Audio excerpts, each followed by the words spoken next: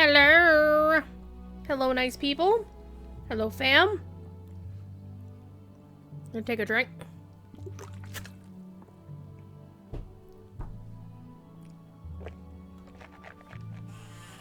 Wait for the stream to go live. Gonna check my discords to make sure no shenanigans are going.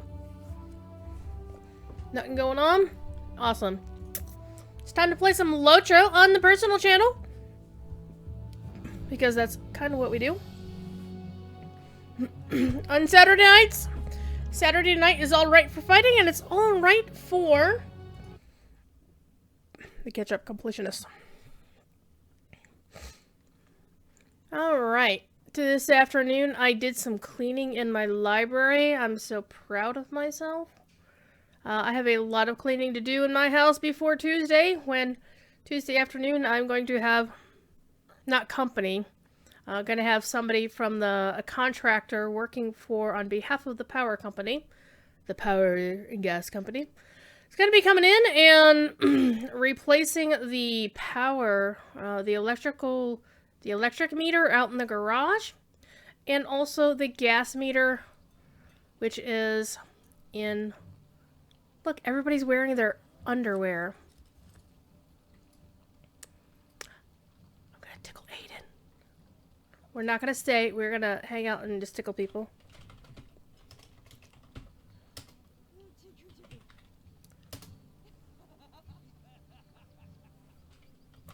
And we're gonna hug Aiden because he's here.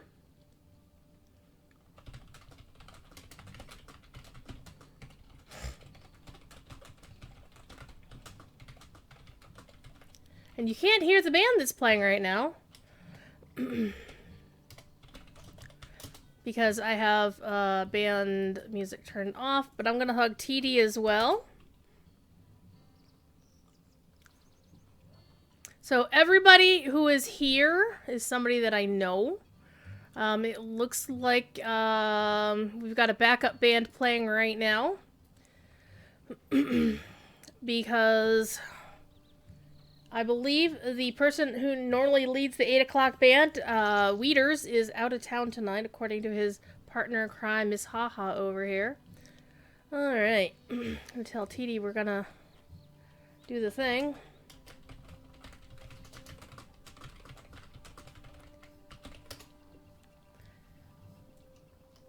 I always hate telling people that I am not doing a thing. I always feel bad about not listening to the in-game music, or the player music, because I love the Lotro music community. It is my privilege to serve as an officer of the Lonely Mountain Band.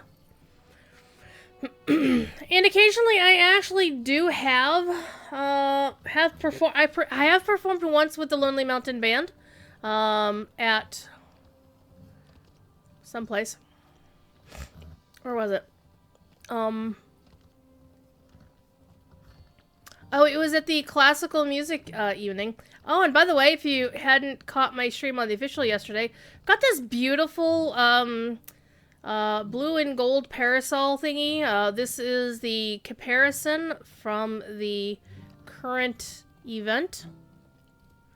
And, of course, I dyed it heirloom blue. And I actually really like the fact that it's got the little pointy hanger downs, like the arrowheads, thingies.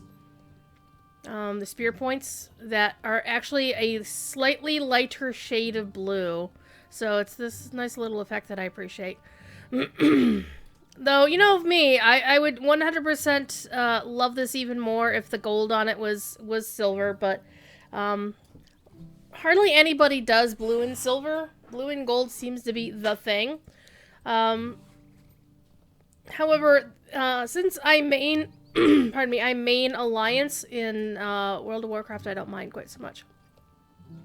Okay, so what we're doing is we are going back and completing every single quest in the game, every deed, the whole 9 yards of everything that I haven't done yet in the game on this character. So basically, I've gone back and just started in Bree, and then we've completed the Shire top to bottom, done all the quests, completed all the deeds. So basically, I'm just taking all these other fun things, and this is a quest I should be doing. So this is a breadcrumb that says go meet Mr. Adso Haybank. And so the point here is to go back and beat all these things up. So, and to complete all these. So right now, as you can see, I don't really have too many things going on in the background. Now, I actually did have the Floyd and DeWitt ones. I'm going to remove them for now because I'm not going to go do the Floyd and DeWitt things. I will want to actually complete them when, or at least work on them while I visit the areas that they're in.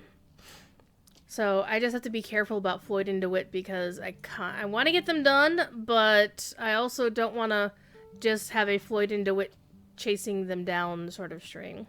Though that can be fun. Just trying to find, where was that? And I even forget where I picked them up. I've also been looking at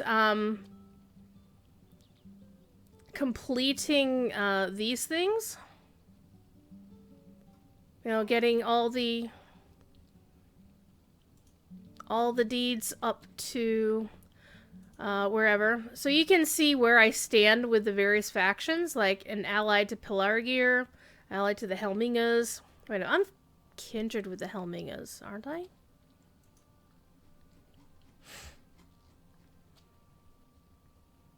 Maybe not. It might have been the Aralingas that I was kindred with. So the goal is to get all of the reputations up to kindred, and all of the quests done. So we're working on Breland, and I was actually debating, am I going to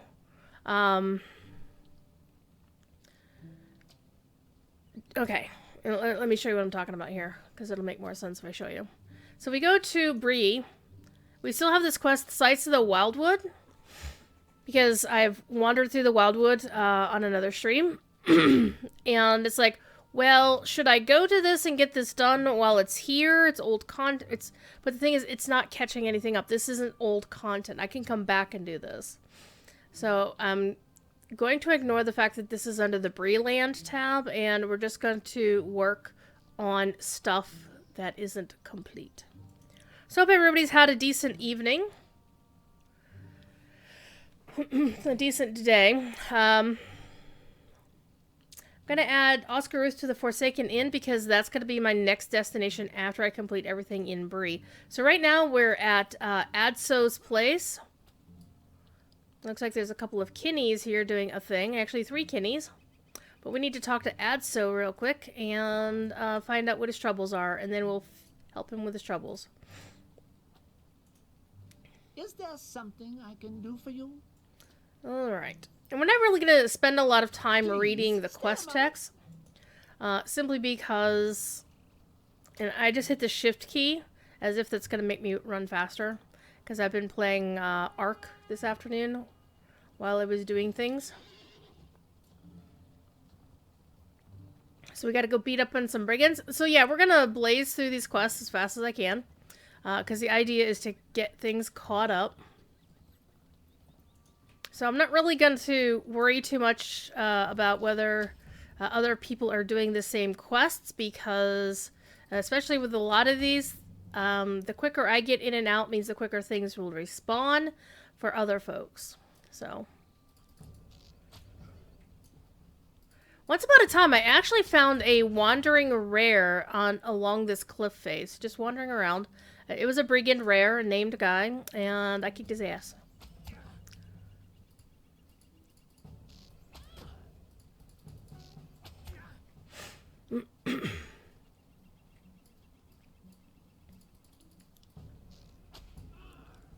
So we are going to go to the Lone Lands next, mainly because I only have that one deed in that red place, whatever the heck, Garthag Arwen to do. I think I can actually do that one from the Instance Finder. It's the one about, there we go, we got our 12 brigands. The one about entering the Red Maid Sanctum when the water is calm.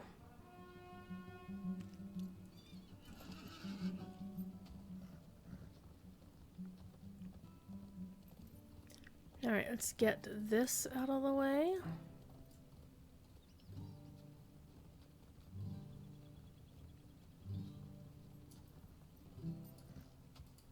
Is there something I can do for you?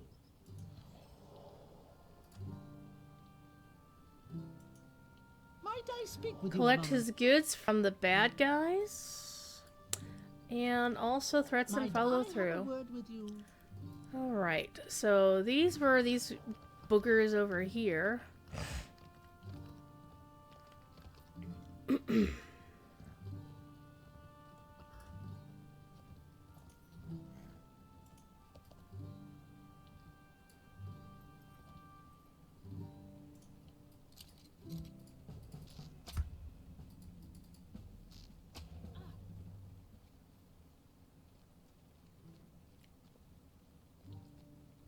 Oh, Dirk Hawthorne.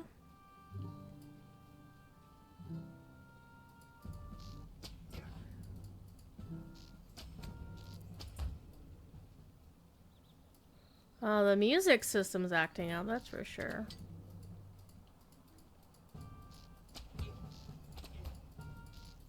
You notice that, like, the combat music is interrupting the rest of the music?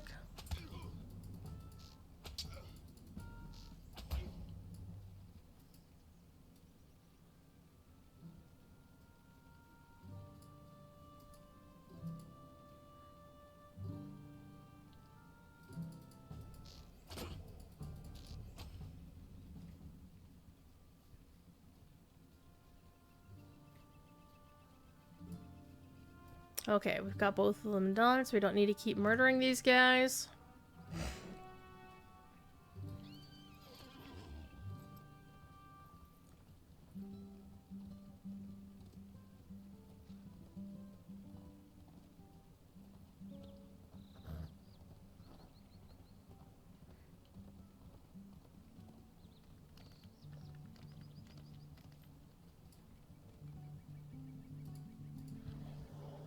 What do you need? Very impertinent Is there hobbit, isn't something I he? can do for you? That's more polite. Okay, so we haven't done his... Don't have the other quest to do, which is good. Remember, we didn't have the quest to go into the Old Forest, but we're gonna go into the Old Forest because remember, there was that whole bunch of people off to the side. Because when they revamped Bree, probably more like 7 or 8 years ago, they placed or moved a lot of quest givers. So now if you go into the Barrow Downs, there's 2 places to find quest givers other than Lalia, who is the only previous quest giver in there that I can recall. And we'll do all of their quests real quick. Alright, and I'm fairly confident that I did the one that, yeah, that starts there.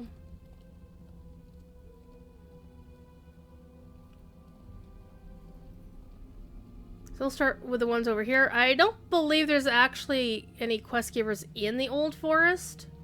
The ones you find in there were because of somebody else you were dealing with. So this little camp over here has some quest givers at it. But it looks like I've already done their quests. Excellent. Well, wait a minute. Wait a minute. You see what I'm not seeing? Not seeing her quest ring on here. Hang on. And I'm sure I did not turn off trivial quests. Oh. You know what we're going to need to do, fam, is we're going to actually need to go on back to ADSOs and just double check. Because it is actually kind of hard to see the quest rings if you don't have that feature turned on. So first of all, go check and see if Lalia, whatever the hell Lalia is.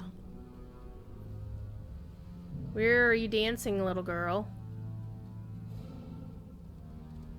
Don't see her. Not gonna worry about it. Let's go back to ADSOS and see if there's anybody there. Now, I don't remember there being any quest givers to the north of him.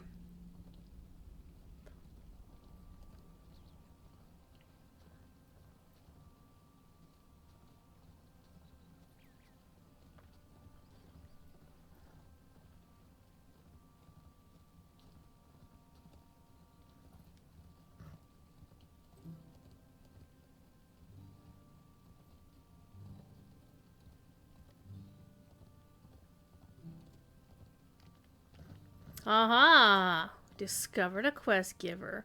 Who be it? Buckley Shepherd the Provisioner? There we go. Will you give me a moment of your Collect time, tough friend? vines in the old forest and Will collect you corn give me a purses and moment of your workers tool time, friend? from those knaves at the farm. Okay, let's go to the farm real quick.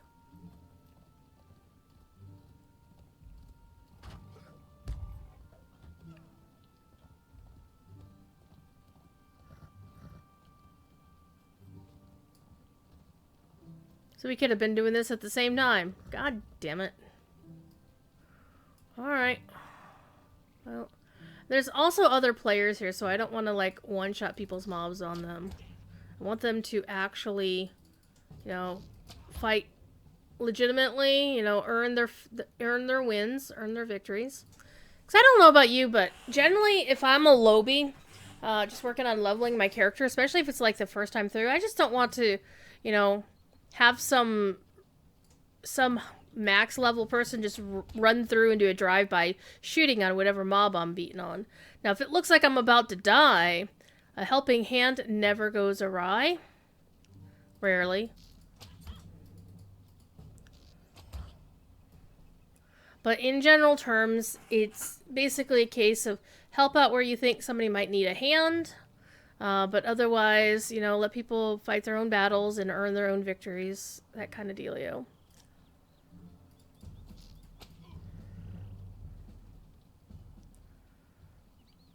We just have to wait for them. And one thing about these guys at the Sweetgrass Farm is you have to wait for them to respawn. It's a little bit of a pain if multiple people are questing at the same time. I'm going to actually decline because I am doing a thing.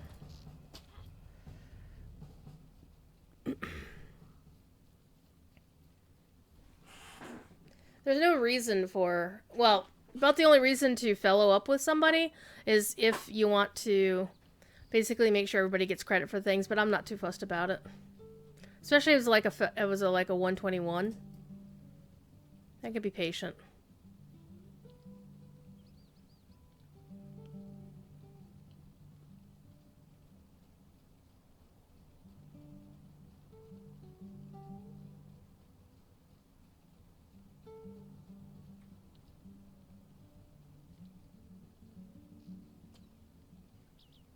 Besides, with him on a hunter, they can reach further than I can, so... Again, not in too much of a hurry.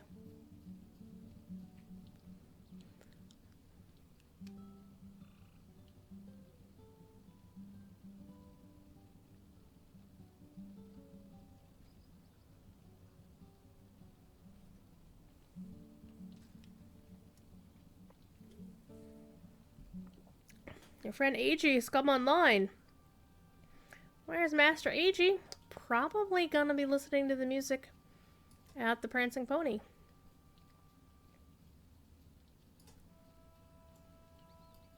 AG is super cool people. Also known as Master Centerfold because his was the first character who wound up getting a character portrait. And in fact, come to think of it, the next winner of an art raffle, their name is going to be drawn on Wednesday.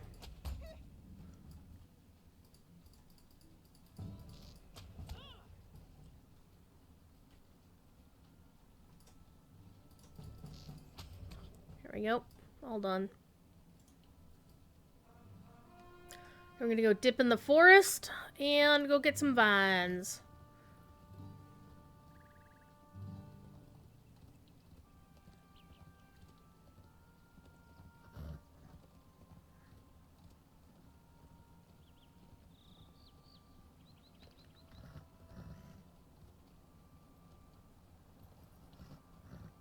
Now, the old forest has gone through like 3 iterations. There's like the original where, of course, nobody knew what was where until the beautiful and wonderful Linda Carlson, aka Brass the Dwarf, went and created a map of the old forest because the in-game map was deliberately obtuse. And it was a bit of a pain. Alright, where are we? Where do we need to go? We're there. We need to go to any of those other places. Get out of the tree. Thank you. And then after that, what happened was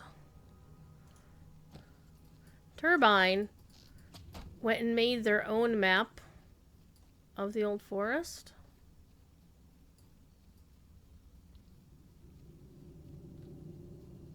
And it kind of took away some of the mystery of, like, where the hell do I go to do whatever I'm needing to do, right? So it was a little bit different. Not gonna lie. Corpse. And then, once upon a time, in the recent past, as in the past couple of years, one master scenario came in and revamped the old forest again. He basically didn't change any of the paths per se. What he did, though, is he made it spooky in terms of atmospherics. Like this mist is all him. I am really wondering why the hell the in-game music is doing weird shit when combat happens. Because it shouldn't be cutting off the ambient music and immediately shifting over to the combat music. Whoops, I didn't mean to kill the tree, but oh well. Now, there are deeds for killing horns and whatnot. I've already done them.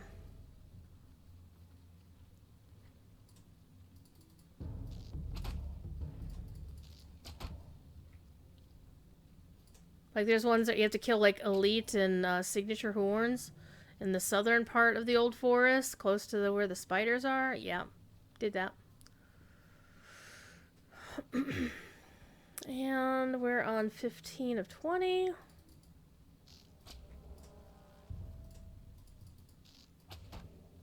And of course, I think I did a lot of stuff with that with my band when TD took us around and we were killing horns for a bit.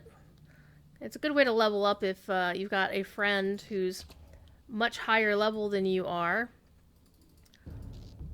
There we go. Hold on. Who's leading you on a merry chase around the thing. I'm also reminded later tonight, if you're at the Prancing Pony at midnight, you too can listen to the not-so-dulcet tones of the not-so-dulcet band, aka the Bards, Beards, and Longbeards. The infamous BBB. And yes, they are most infamous. And amazing and cool. Alright, we are in the bad place. We're in Tom Naughty Corner. So we need to get out of Tom Naughty Corner.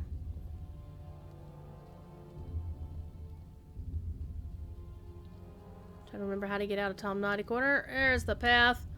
And then, again, the old forest got this revamp, and it's really, really good. And so it's all creepy, and you think, oh my god, there's no end to the forest.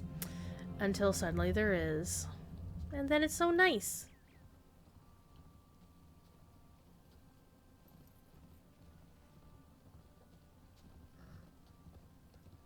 I don't think Atso's ever going to build his camp, though.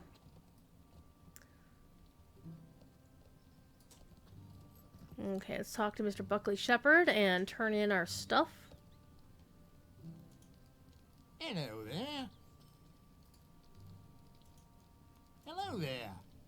Alright. So, I don't see any other quests here. So I must have done the quest line involving, I think it was part of the epic, figuring out what was going on with Bill Ferny and funding the bad guys, and etc., etc. So we're gonna head to Bree proper. Actually, no, I lied. We're going to the Barrow Downs. Because we were going to the Barrow Downs, and I sidetracked myself. I was like, wait a minute, did we do these quests? No. Alright, back to the Barrow Downs. We're gonna go pick up the quests from the folks hanging out close to Tom Bombadil's place. Tom should not have a quest for us.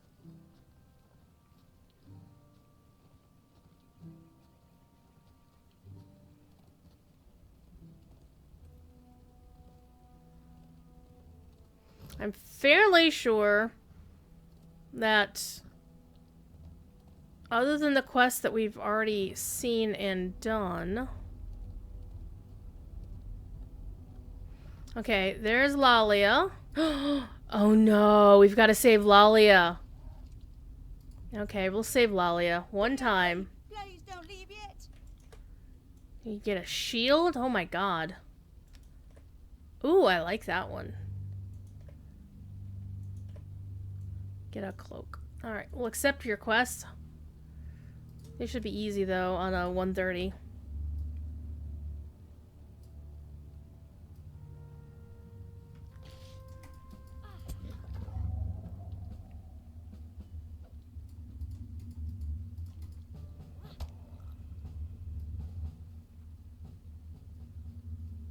Looking for her prince.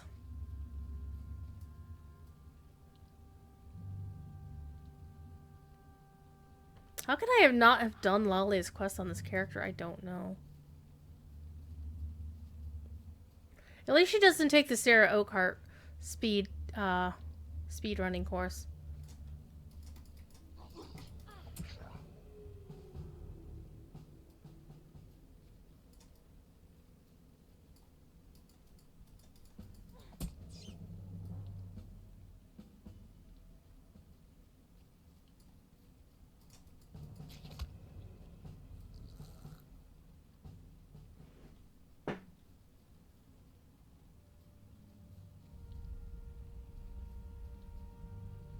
She is, on the other hand, quite the entrepreneur.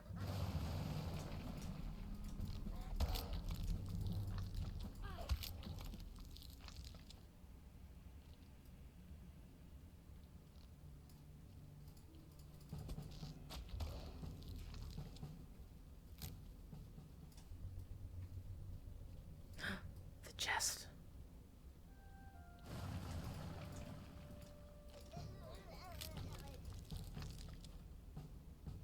The sound that she was making.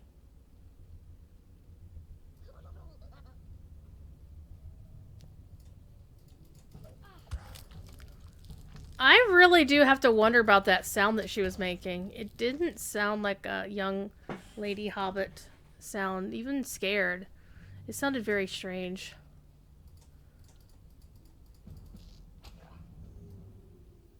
It's so foggy. What are you talking about, kiddo? We're not in the old forest.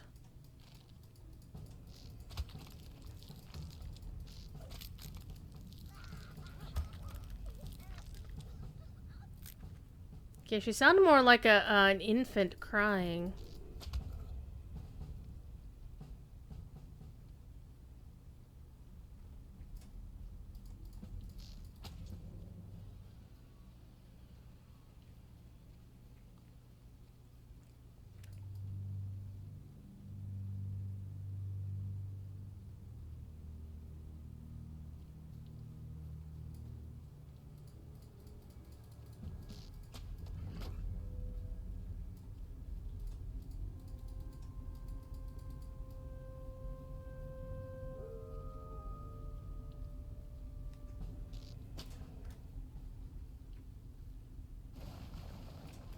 The White Prince!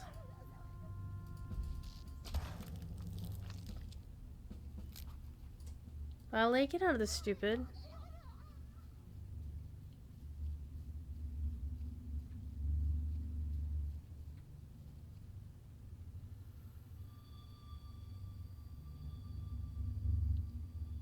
So, young Lalia is a little bit unusual because, of course, until the birth of Eleanor, daughter of Samwise, golden hair, blondes were unusual amongst hobbits. They were mainly brown, auburn and brown heads, brown hair.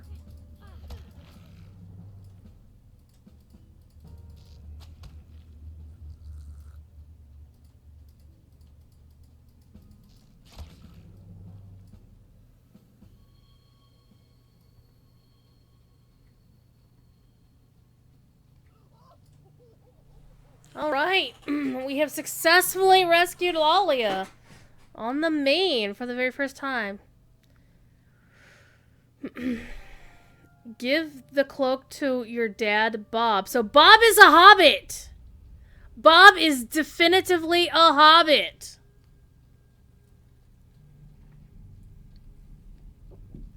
So, in case you're wondering why I'm making a big fuss about that, is in the books, Tolkien doesn't explicitly say that Bob is a hobbit. You have to do a close reading and infer based on how he acts and how how other characters treat Bob and how he is referred to by other players by other characters in the books. So the running one of the in jokes for the Exploring Lord of the Rings class on Tuesday nights on twitch.tv/SignumU is that Bob is a hobbit. In fact, you can buy merchandise from the SignumU store that says Bob is a hobbit. So that's a thing. But this Bob is not the Bob at the Prancing Pony. So, Alright, let's pick up all the quests.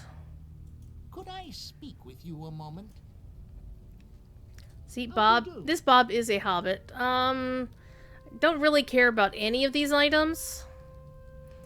I did like the look of the Warden's shield, but I don't need more Warden's shields that I'm never going to use.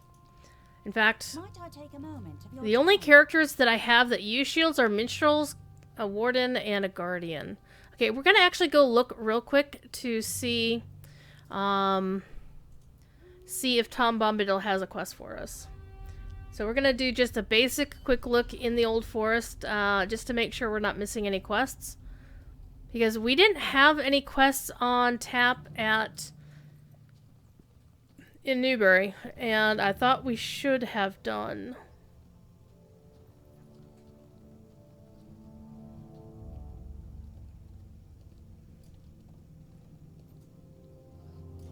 Nope, no quest from Tom. Of course, Marigold Boffin is amazing. I love her as a character. We're gonna go to Bald Hill for a second, because I know there's a quest giver there.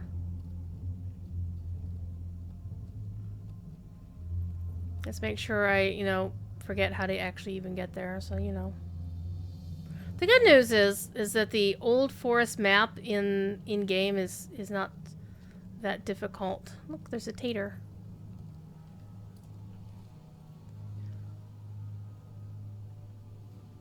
Yeah, so we're not too far from Bald Hill.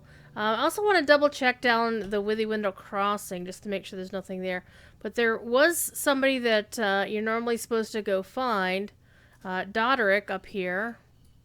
And there's something about tree sap on that tree, but he doesn't have a quest for me.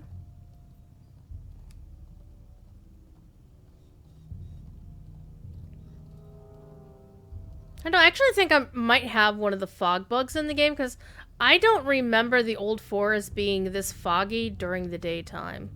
So I might actually have a fog bug going on. And I happen to know that they are never going to fix the fog bugs in the game. Or the nighttime rainbows, for that matter. Like the infamous nighttime rainbow in Eregion, they're never going to fix it. Okay. Yeah, the quests to go into the Old Forest are typically given by these fools over here. So no quests means I've already done them. At least I should have done them.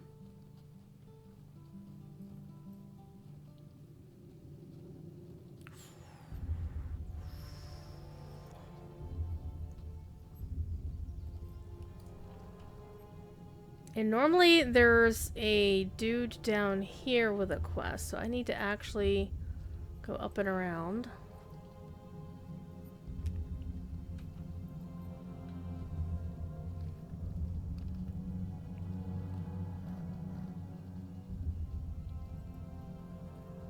Yeah, down by the stack of wood. Hey, get off of that.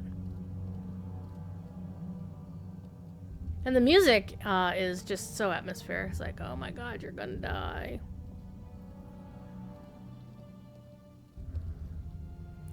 Old Muddyfoot's Hill. Okay.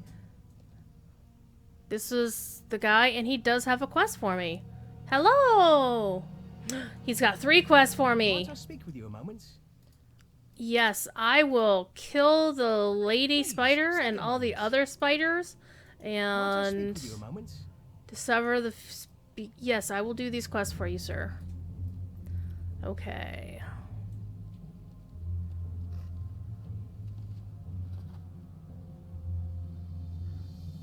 We're gonna ride down... Oh, Rollo Maggot was the other hobbit. He does not have a quest. So he must be the one that I've already done the quest for. Okay. Let's see if I remember where I'm going. Probably not.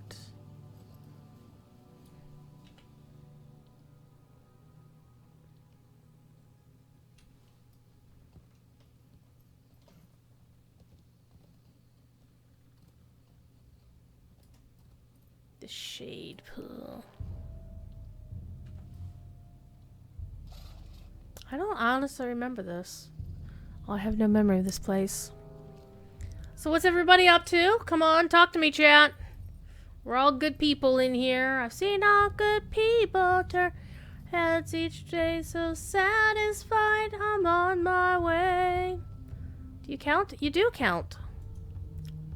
Stiggy! It's a late night in Europe. Well, yeah, this is true. However, tonight is the night that y'all do the daylight saving thingamajigger.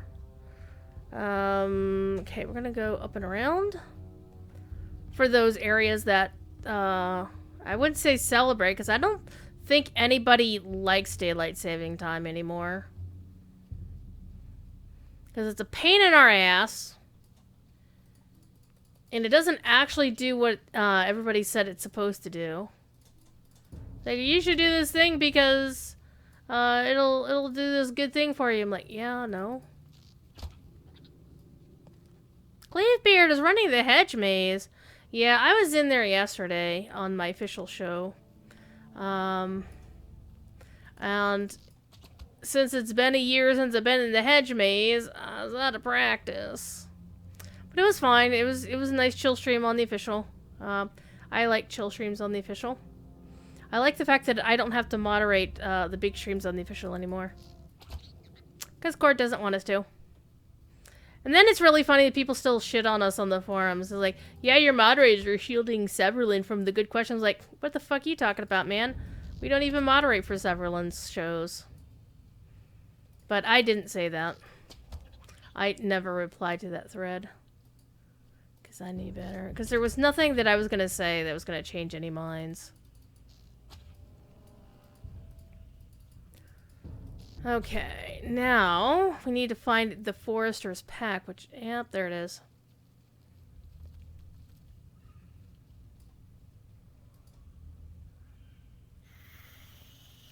Carrie, hello, how are you?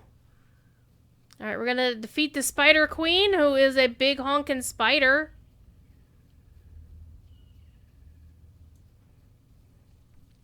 TD with the waffles. I want waffles. I had chicken for supper, but now I should have had waffles. I should have done the waffles. That is not a euphemism.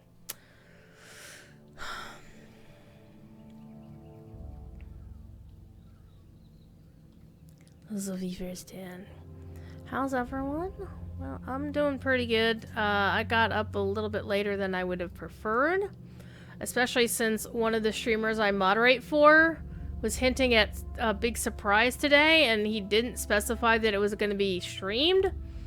And he started streaming at noon, and I was starting cleaning in my library.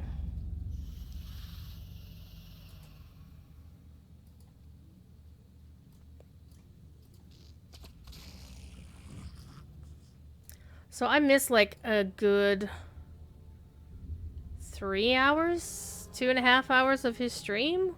I felt really bad about it because his girlfriend, who's also one of his mods, wasn't up either. And yeah, and it was one of those kinds of streams that you needed to have some kind of presence there, or should have had some kind of presence there. I love the fact that you can now go from here and just keep going and then wind up in the Barrow Downs. Like the southern part of the Barrow Downs. Yes, you can do that. Okay, so again, we need to talk to Gilliam. We discover the source of the forest's unrest, which is right here. Wait, no. It's this way.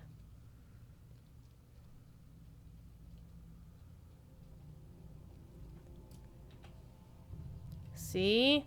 It's right, supposed to be here.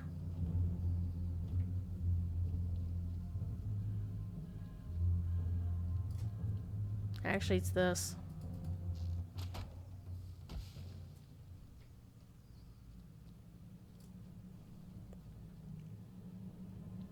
Yeah, and that was all Scenario's doings. He's the one who made that happen. And I like the fact that Standing Stone is committed to doing a bit of revamping of old spaces, especially since you have folks who roll in and say, oh, this game looks so old. And well, yeah, it's 14 years old. But you can also go to some of these old original spots and see that, you know, they've given it a new paint job and it looks amazing. I mean, hello, Archit. Remember when you couldn't get out of Archit? Like, except by going all the way out in the one way to get out of Archit? Cocoon.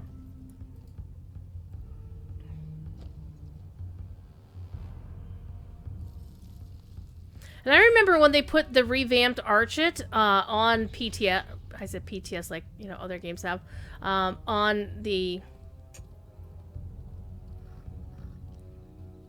We're going in the wrong... Wait, where are we? Stop. Where are we going? We're facing the wrong direction, but we can go this way. To get where we're going. Yes? Maybe? No? Yeah.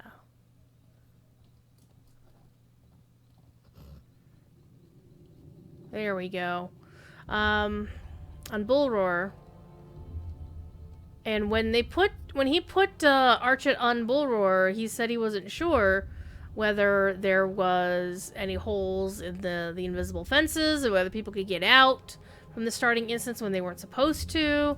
So I took it upon myself to do a little hopping quest around every inch, every centimeter, every tiny spot. And I found some gaps in the coverage, as it were. And so then I went and wrote out coordinates and said, here, fix these. What do you need? I also found a spot where you could get stuck in the world entirely, so that was nice. Okay, so... what other quests do I have for you, buddy? Hello.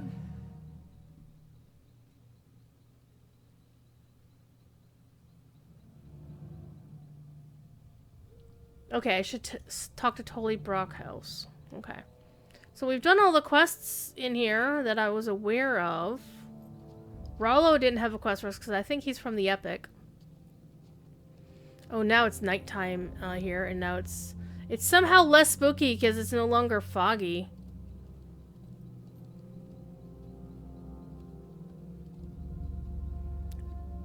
We have to go north? Wait, where are we? Yeah, we have to go up and around. Yeah, there's the woodpile. You alternate between this and Final Fantasy XIV. See, I would play Final Fantasy XIV, except I don't have a clone or time to play. I like the game, though sometimes I get a little bit weirded out just how real life references. And for some reason, it doesn't... It bothers me in a way that World of Warcraft's real life references don't bother me.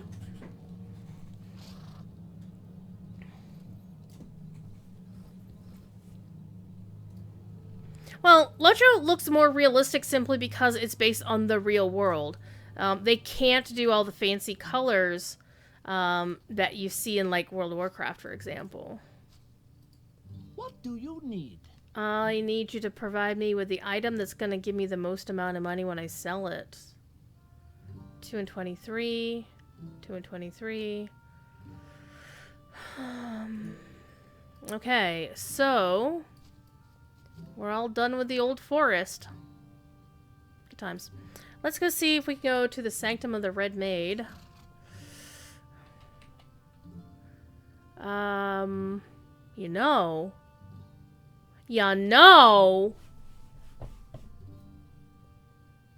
Would this actually count? Let's find out. Let's bring it down to 50. Let's see what happens.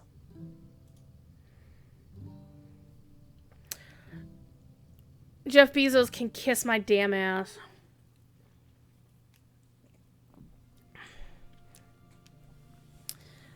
Well, actually, Stege, you can provide some insight, I think, into what it means for a Swedish company to own Daybreak. Because, honestly, the only thing that I know is that Swedish law requires certain disclosures, which is why there was that investor presentation.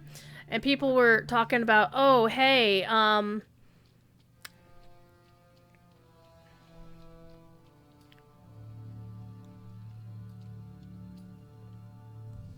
I call you forth. She's wearing a red dress. He does have more money than God.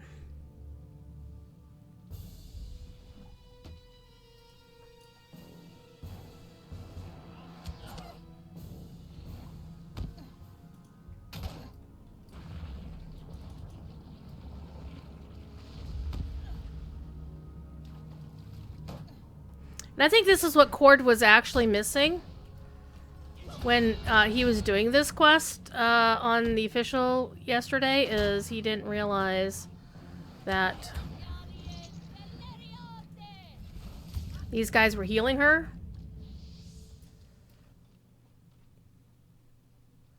Did she? Oh. She's now good again. Oh, look at that. Oh, that's her dress. Oh, I see.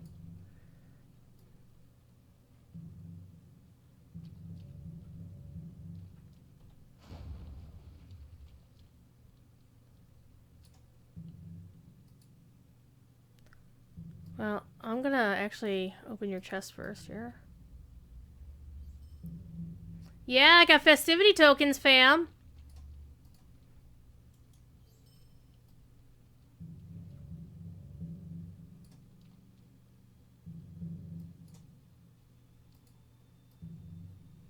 That's nice. Can I go now?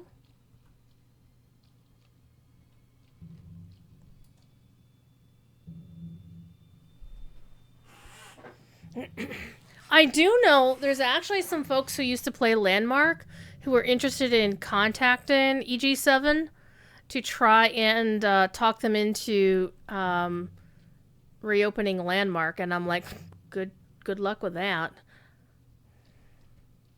Well, I think I can just leave instance at this point. I don't think that actually counted for the quest, though.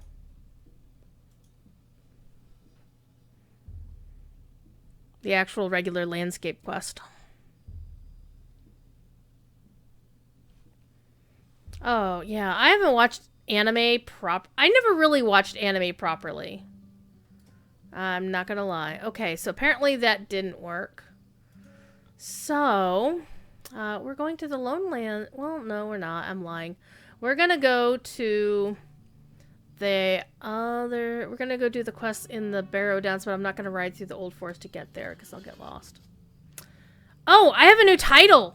Speaking of titles, because previously I had the title of Easily Lost, which I got from, you know, doing my vocation quests.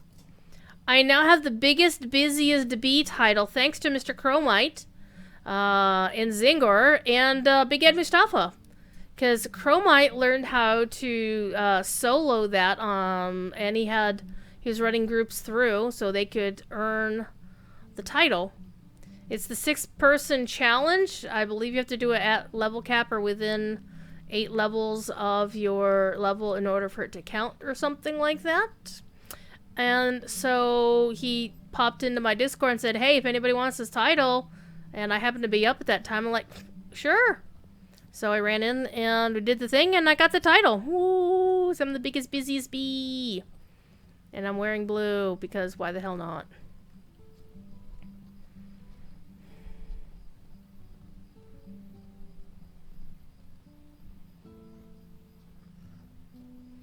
So one thing also, Stegay, is when they bought Daybreak, they also picked up, because they picked up Standing Stone in Toto, one thing that would be really cool is if they considered the notion of reopening Asheron's Call.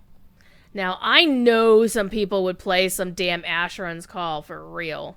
In fact, my friend Taryn, who works at Blizzard, once joined in on that meme about, I think I'm the person in the world who's most,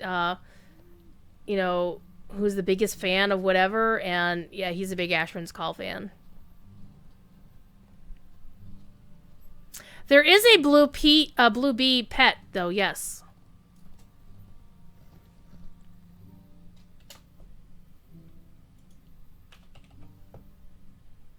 There is a big blue carpenter bee right there. Limited time availability for Figments of Splendor. Why don't I actually have it? Why, fam? Why did I not buy this? For Figments of Splendor? Oh, man. Is it available now on the thing? There's the beer-loving badger's kite. Well, it doesn't count. Big bumblebee. Because that's from the big honeybee. The blue beetle. Oh, I need one of those. Wait a minute. Didn't... Oh, man. Thought I had that. Bumblebee kite. Fiery red beetle. Because it's picking up beetles as well as swarm of bees. Wait a minute. Available in the Mists of Wilderland? I'm aware of the Mists of whatever. Somebody at the maze had it. See, that's one thing is I actually have cosmetic pets turned off.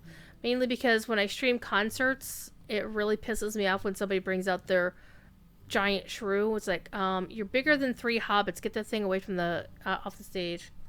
Also, the last time I saw somebody with it, it was somebody who needed an ass kicking on the official, and I banned him.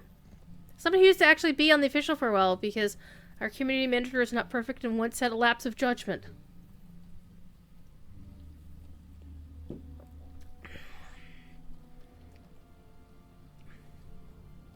Alright. Oh yeah, I just remembered. I will be playing Ark after the BBB concert tonight. Okay. Gotta kill Barghists. 1! Wait, do I have a quest for you? No? Yes! Oh man, I remember hating the insect quest because there's just so many damn... It's like, never around when you need them. And as soon as you don't need them, they're all over the damn place.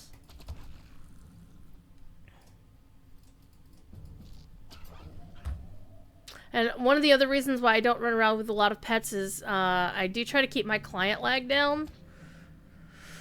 And that's one way I can manage that. Though, turning on cosmetic pets is important if one of the L&B bands are playing Freebird, then you must whip out the kites. You just got to. It's required. It's in the rules. I don't make them up. So we had fun last Sunday. I didn't stream on Monday because I was streaming on Sunday instead. And we, not only did I stream TD's Dark Side of the Moon concert, my band Indigo Plant got to perform. And I'm still so super excited and privileged and honored that TD is such a great friend to let me play Great Gig in the Sky, because that's my favorite track on the album. And it's the one I wanted to perform the most. And it worked out. The only thing it felt weird is actually closing the show because of how TD arranged it. And it was just weird, because I would have preferred that TD actually closed the show, but in terms of trading off, you know, one band playing one song, the next band playing the next song, and going on and so forth, that's how the cookie crumbled, but still. But still. And the last time I was up here at the Dead Spire, me, Aiden, and Thrasily went and completed the Survival Barrow Downs for the Ill Omens event. And I'm kind of mad at myself that I wasn't paying too close attention to the Ill Omens event. After I got the big thing done, that I ignored it for like the rest of the week and a half that it was up. Because I missed out on killing all 18 Harbingers at least once. There was one in the Dol Guldur instances that I missed and I forgot. That I just wasn't paying attention. Because I didn't realize until too late that the Harbingers only spawn, like certain Harbingers will spawn in certain instances. So there's a group that only spawns in like the Dol Guldur ones, and there's ones that only spawn in the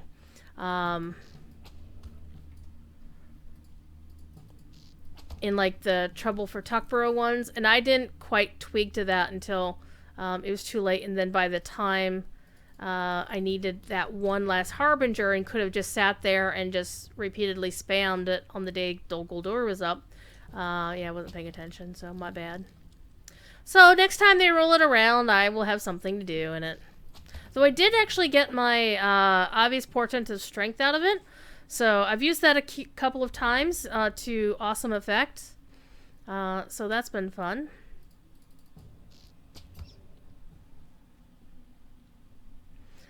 Well, see, Lotro does have a fraction of the developer resources. I don't know the exact numbers on the Lotro side. I only know from having visited the office how many people they have. I didn't like count heads or anything. But yes. I do know that Blizzard has published the numbers for how many people WoW has on Team 2. And that was like 212, I think, the last time I saw that number. And yeah, Standing Stone does not have that many people on staff. Plus, also, you can kind of read between the lines of the Enod 7, Enod Global 7 investor thing, because they actually said Daybreak had about 300 employees. Now, that's across all of the Daybreak properties, right? So that would have encompassed Standing Stone, Darkpaw, Dimensional Inc., Rogue Planet, whoever was still at Daybreak in San Diego itself. I mean, that whole 9 yards they would have had. Yeah, you Wandering Shade. I remember when you were stuck in Bree, and you could only talk to you at night, and you were such a pain in the ass. That's okay, it was a nice quest. Let's go slide down the mountain. Whee! Or jump off the edge. It's fine.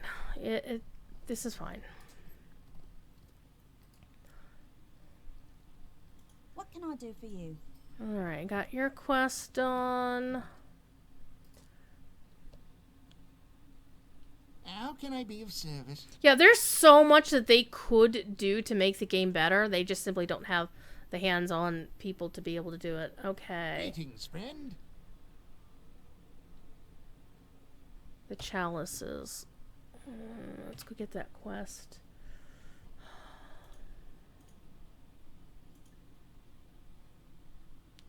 Dead Man's Perch.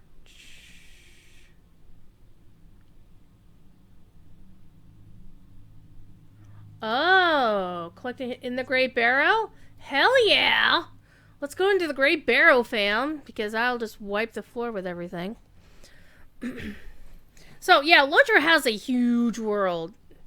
It's not a small world after all. It's not a small world after all. We're going to go to Dead Man's Perch and pick up the quests that are there. I might have some of them done, maybe not. Maybe not. We'll find out in a momento.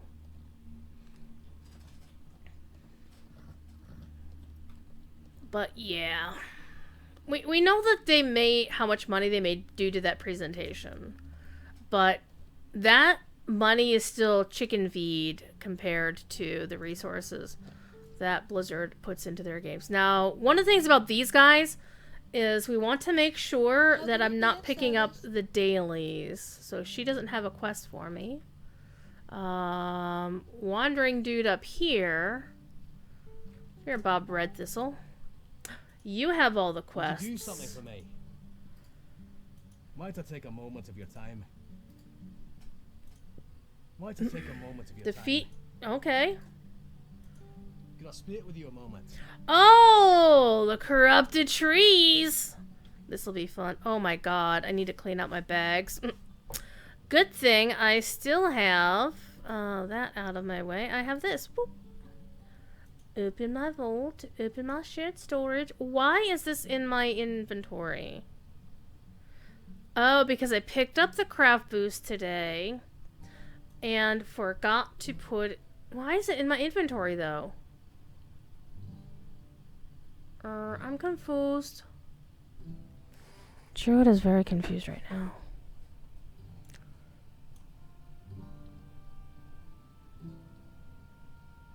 Because I picked this one up from the store, that's why.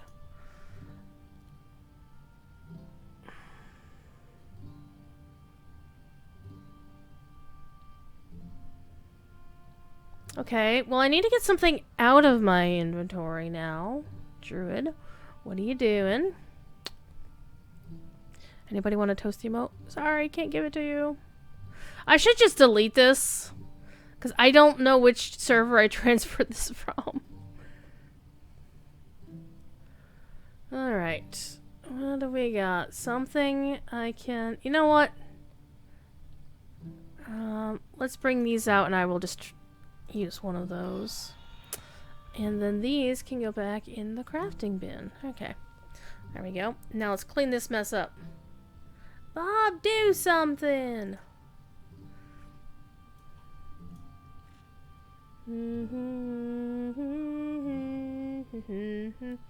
We're going to sell crafting mats. Don't anybody panic. No panics. Okay. Nobody freak out. Even the journeyman, the crafting scrolls, we're selling them. All these crafting mats. Pam, I can't do it. I can't do it. Can't do it. We're gonna save these. We're gonna send them to the crafting alts. We're gonna sell the apprentice scrolls, but the journeyman scrolls we're gonna hang on to. I'm such a terrible person.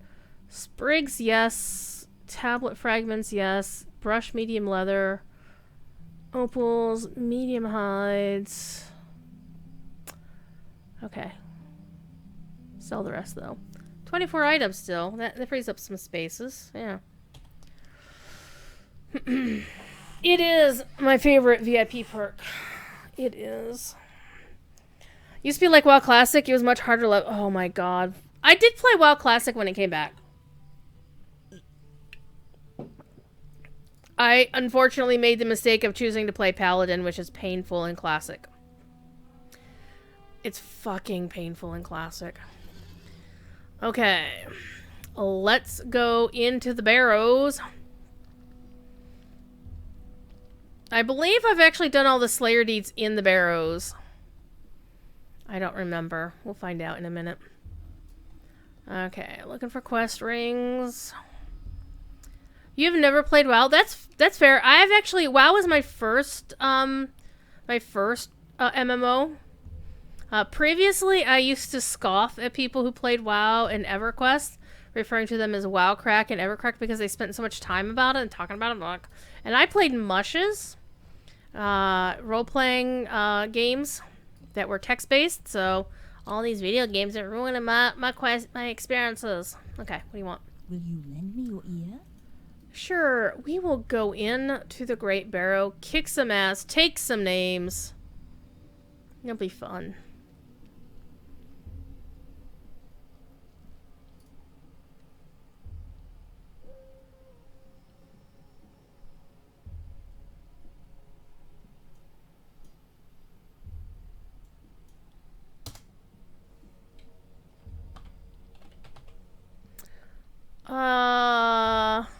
Which one is this, by the way?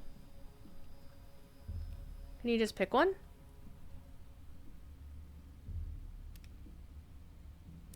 I'm not gonna do it on level 130.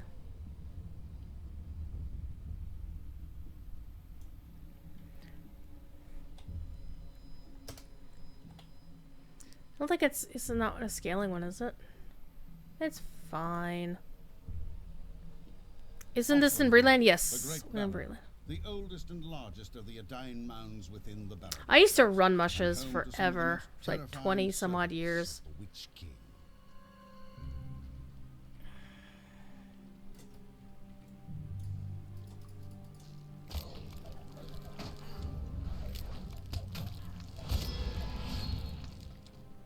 Alright, we've defeated some whites. Not a door.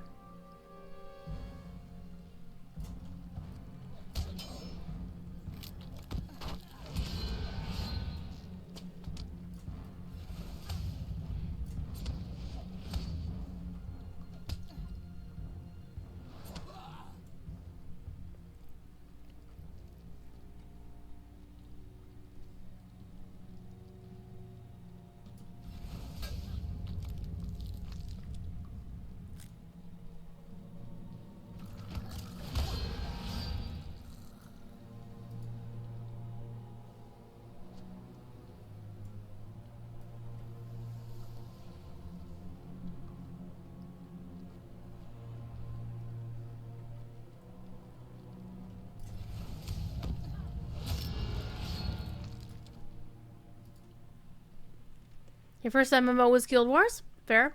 So, back in the day, I hated MMOs with a passion.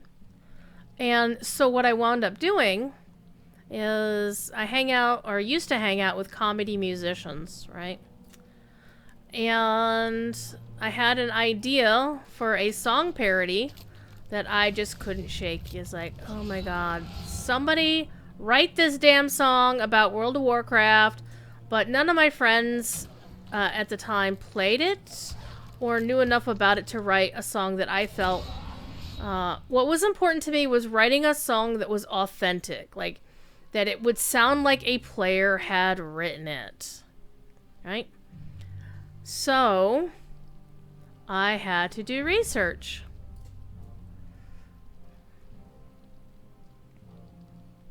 And that research involved me not going into this room, apparently.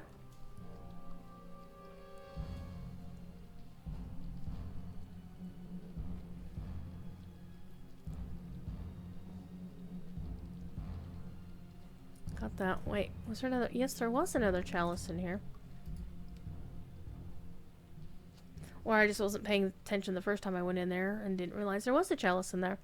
So I was like, okay, I'm going to buy the box,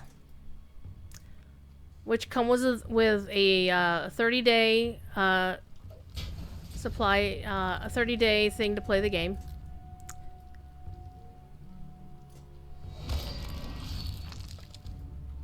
And buy the box, play the month, and get the hell out of Dodge.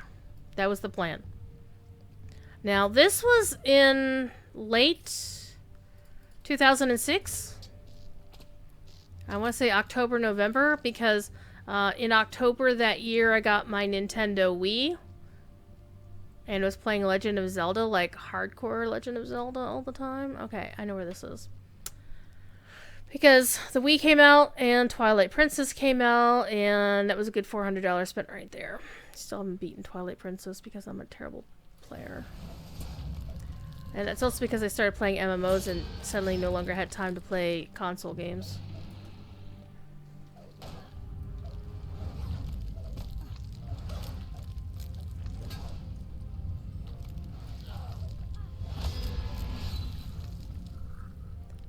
Normally one should not stand in the stupid. Three little shits. You're all dead. Fine. However, Blizzard, during that month, it was one of the years they held BlizzCon, because they didn't always hold BlizzCon every single year. BlizzCon was a periodic you know, bi-yearly, every 2 or 3 years kind of dealio. And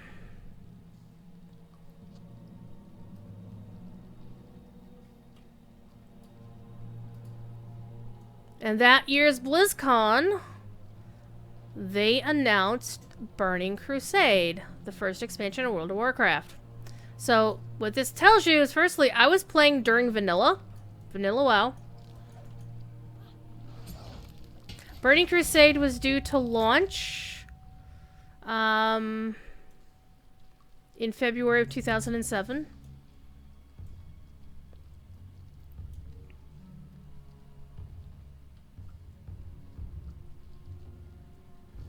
And when they announced Burning Crusade, the thing to understand about it is that two of the things that they advertised was these two new races. One of them was elves for the Horde, which until previously the Horde didn't really have pretty looking races. You know, they had orcs and undead. Tauren were decent, but they weren't pretty.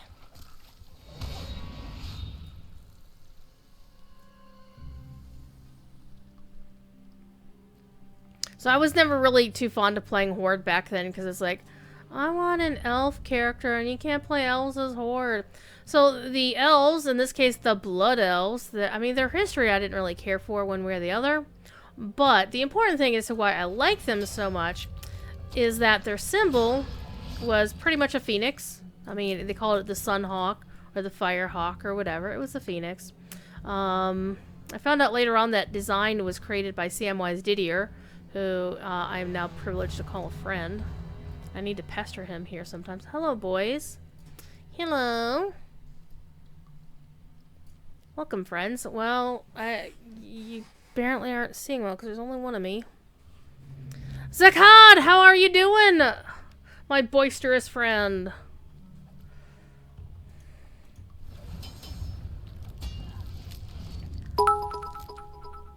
Thank you for the biddies. Yeah, obviously not reading chat while I'm doing the thing and talking to the people. Alright, we completed that, but I still need to find a couple of chalices. Any more chalices down here?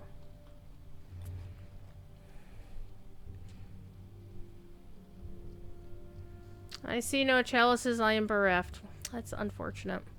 Let's keep looking. Well, I'm sure we'll find any, because these are the bosses of this, and I can just go wander around at my leisure. At my leisure. Let's go this way, and whoops. Well, we can't go too far that way, can we? And what's one thing I hate about maps in Lotro is sometimes they don't handle 3 dimensions very well at all. We need to go back and try that last Antaurus non-mythic achievement run. It was actually this past Sunday, yeah. And the thing is, I was actually out eating supper, and I feel bad about it because now I wish I'd gone on the entire run. At least I got the only the penitent one that requires multiple people in the Fireland. So at least I was able to be part of that, so that was good. But I didn't do any of the stuff in Antaurus at all, and I feel bad about it.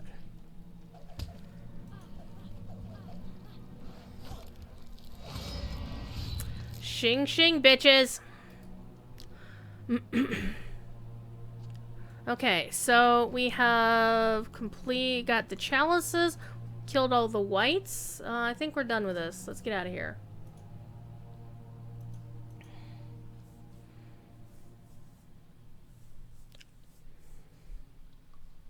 Yeah, we're gonna get that one achievement on Mythic. Yeah, and I really do wish I had been there for the rest of it. I mean, I was there, obviously. I was in chat, but I was also eating supper. The sad thing is Josh was streaming at a time that I had to take time away. Why did you just do that to me, fam? Simply... Wait a minute. What quest did you give me, lady? What can I do for you?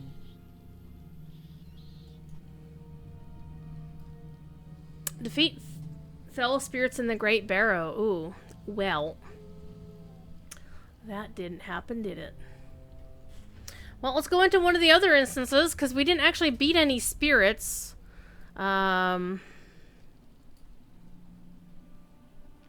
go to Sambrog. There should be spirits in there. No, we're not going to run it on 130, because I don't want to be here all damn night in the Great Barrow. Othrangroth, the Great Barrow, the Dun, oldest dun, and dun. largest of the Adain mounds within the Barrow Downs, and home to some of the most terrifying servants of the Witch King. The Witch King of Angmar.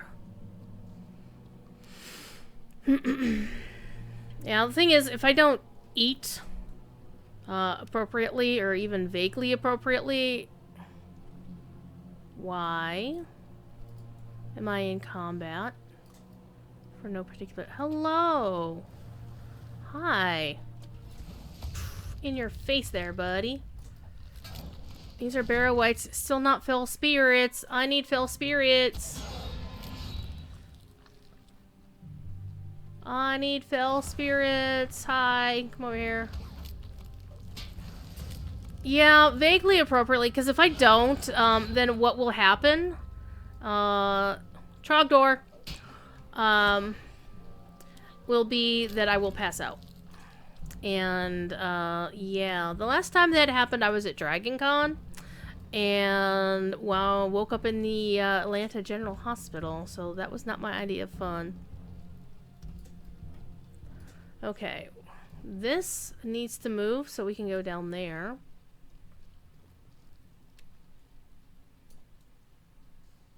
Aha, the door is opened.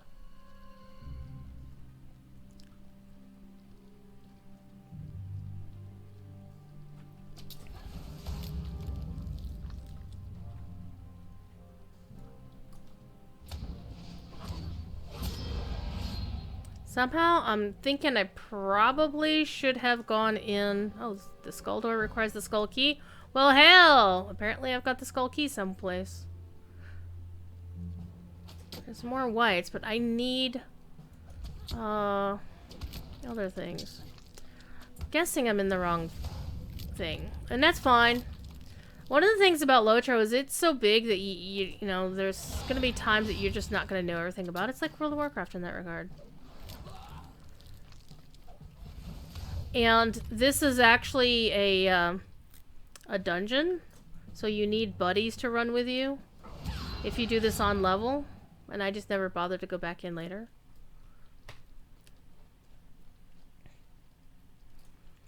Sorry, it's not your private chat channel. Suck it up, Cupcake. Yeah, Carrie is one of my kinnies from the Lonely Mountain Band. Be nice to her. Her husband will beat you up. Actually, he probably won't. He's a nice guy. Fell spirits! Yes! But you don't count. Did you? Yeah, I got one! We got one! Just like in Ghostbusters, right? Man, that was like the best movie of all time. If you disagree with me, then you are just wrong. Oh, hello. Gaunt Battleclaw, come here.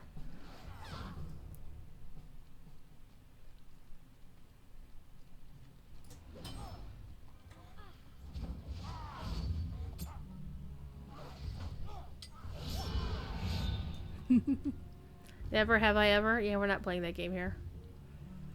The darkness takes you. Hell yeah, it does. Barrowhound. Let's go this way first. Go into the corner. Look at all these guys.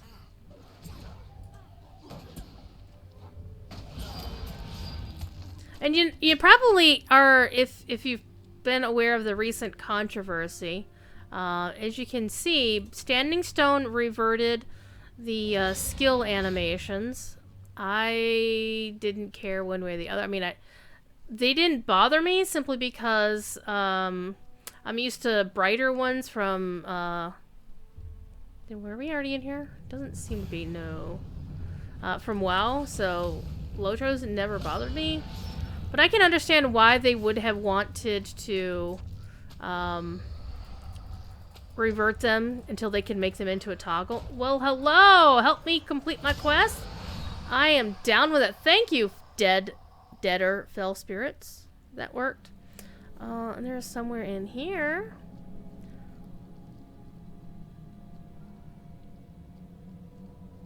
All right! Exactly what I was looking for. Come on, fam. Get your asses over here. I will shing you all over the place. There we go. You would never want to actually do this on level, even with your whole party here, because this is what we call face pulling, and this is a very bad thing. Okay, so I've got 10 of 15 done. I'm still in combat for some reason. You're dead. Oh, hey, more spell spirits. Get your ass over here. You dead. You dead. Of course, the crawling arms are kind of creepy. 'Cause that's what they're supposed to be. Creepy. There we go. What's down here? A bloated burrow. Whatever. Okay.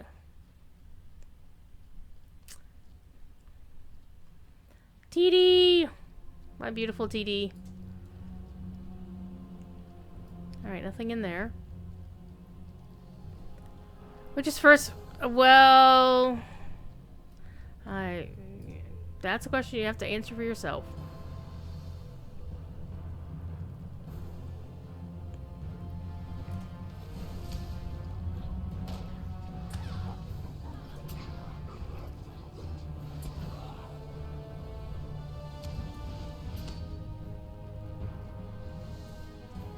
Alright, nothing in here. Alcove is clear.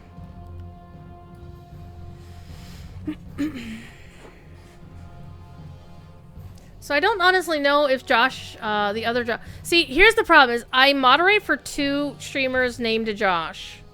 Josh Keaton and Josh Allen. They both related to Blizzard. One works for Blizzard, the other one contracts to Blizzard and does voice acting for them. So anytime I talk about a Josh, then the other Josh is the other Josh. And it depends on context as to which Josh I'm talking about.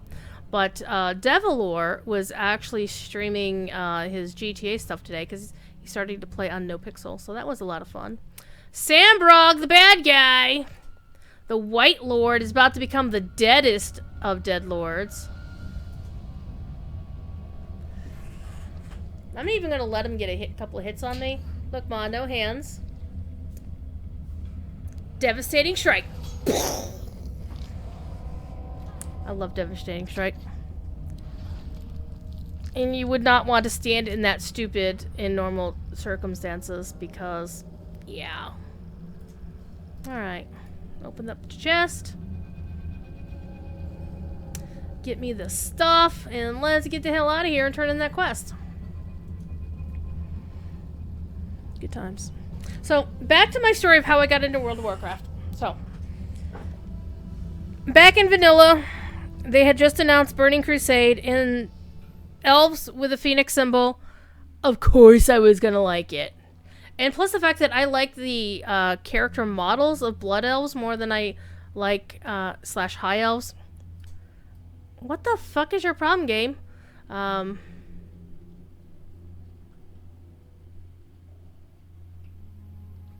just want out.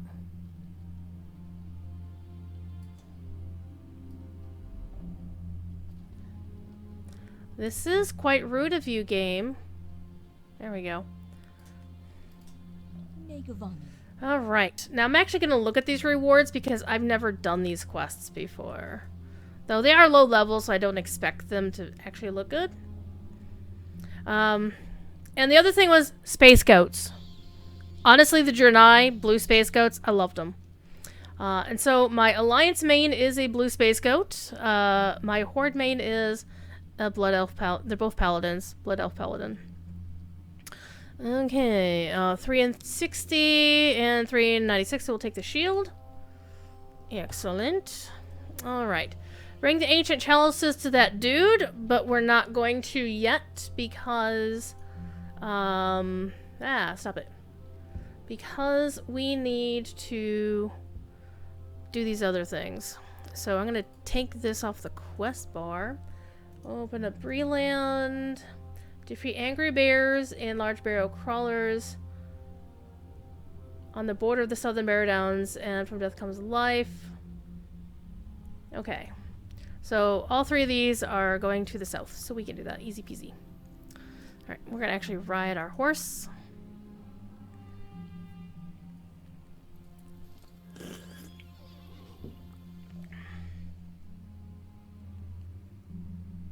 Oh, you know Anne? Anne's awesome people. I don't know her well, but I have interacted with her a few times on Twitter. She's cool. I'm glad Blizzard hired her. As well as I like that Blizzard hired Christy Golden, because she's awesome. Got cleanup in the apartment. I did some cleanup earlier today, and it wasn't the cleanup I should have been doing, but it was stuff that needed doing anyway. And wound up stacking books on top of books in a more sensible pattern so they won't keel over. Da bears. These bears is Angie. There you. There we go. They big mad. Alright. Remember when my band was so low B that those bears would cause them trouble. They still probably would, actually. Oh, man. I don't want to have to kill 24 of these crawlers unless they're easily located. And yes, we are going to loot the corpse.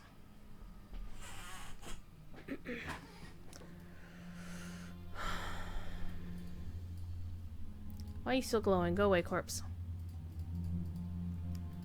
Remember these trees, TD? Pepperidge Farms remembers. I wish I had picked up those quests, but, you know.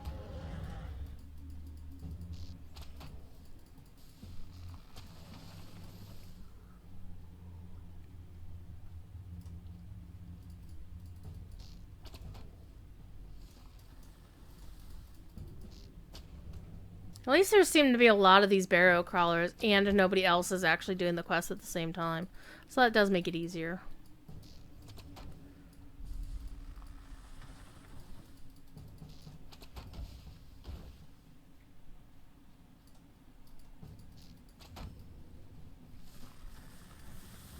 So, blue space goats, blue or red phoenix elves, and basically there was no way I was stopping my subscription.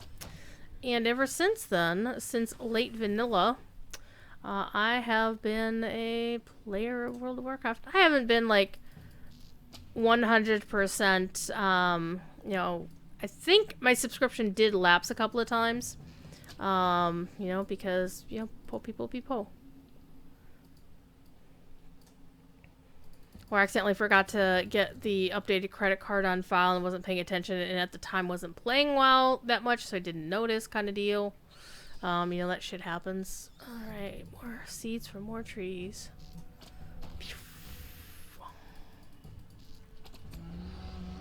Got the burr. Got the barrow crawler. I'm just literally right-clicking. You can probably hear me clicking. One of the things I found in my cleaning of the library today is I found the mechanical keyboard that I had liberated from my old job. And by liberated, I said, I mean that I asked permission, can I have it? And they said, sure, we don't care.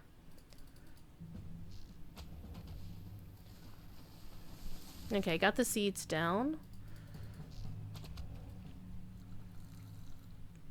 Man, I got 14 more barrow crawlers to kill. Oh, the great barrow crawlers don't count? You fuckers. That's just rude. Okay, got the bears. So now we just need the large barrow crawlers. Standing stone. You're killing me here. There's a large one.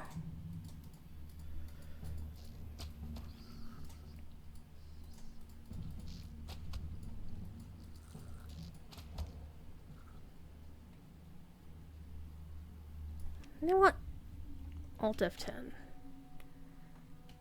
There we go. Turn my personal light at least. Not that it can do much good. Great barrow crawler. Fuck you.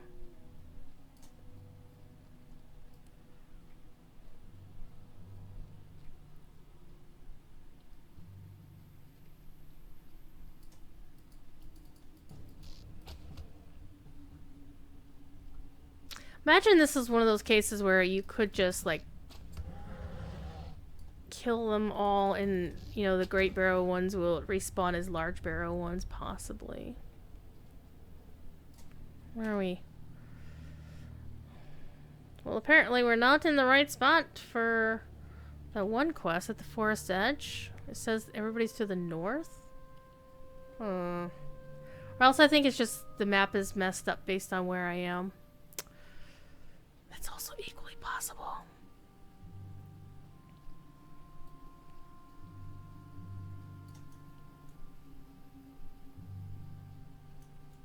You're a great one, so you get to pass. Large Barrow Crawler, you gonna die.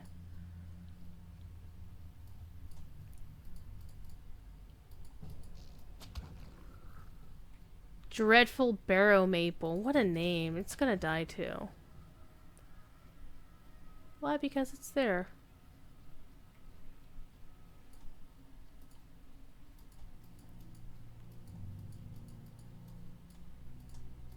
Come on, you. Game, don't lag. We do know there is an issue with lag of late.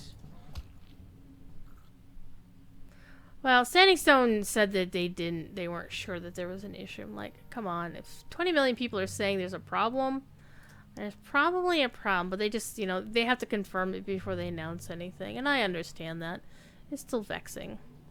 So if you notice an issue, definitely put in a ticket with help.standingstonegames.com. And yes, they are also aware that turnaround time on tickets kind of sucks right now.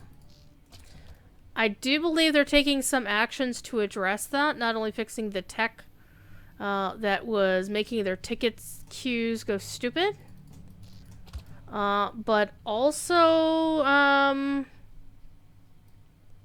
no, Cord actually did say this publicly, so I can say this.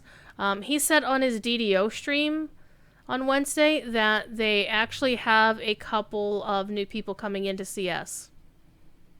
And I'm kind of still mad that I didn't know that they had CS jobs on tap. Otherwise, I probably would have applied to help out. Because that's what I do, is I help out. But, you know. So hopefully those folks don't need much to be brought up to speed and they can start getting some tickets beaten out of the way. Good times. What's everybody else up to tonight? Are you playing Lotro right now? And if so, what are you playing? If you're not playing Lotro, I'm not going to shame you, but I'm going to judge you silently. On the other hand, to be fair, I was playing Ark earlier today because I had to feed my dinosaurs, you know. You know how it goes. Gotta feed the dinos. Okay, First Edge, Unfortunate Harvest. Let's double check those quests. The bears are dead. Collect the seeds. Corrupted trees. What was that other one? Okay, so at the fort's edge was the bears. The bears and the barrow crawlers is done now. So let's go turn these quests in. You're playing 14 earlier. Yeah, that's the thing, is you can play multiple games, and I, again, don't really shame people for what games they like to play, because, you know, we all play games. We're all here to have fun, cause some trouble, take some names, kick some ass, or as Guardians of the Galaxy once said, Mantis in Guardians of the Galaxy once said, we are here to take ass and kick names. Kick names and take ass. Something like that. Something like that.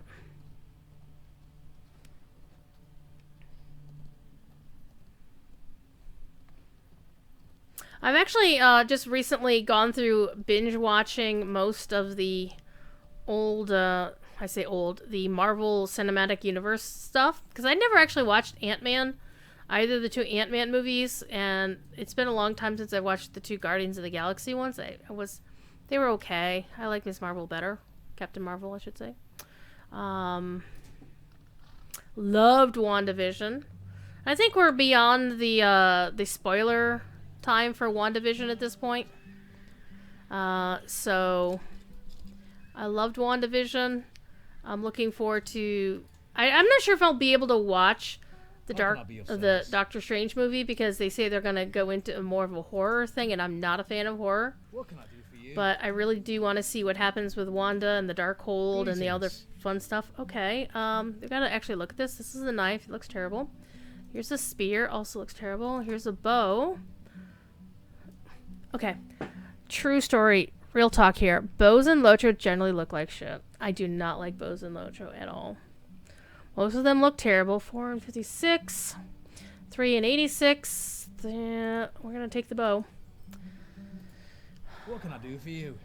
Alright, now let's clean our bags because look at that mess.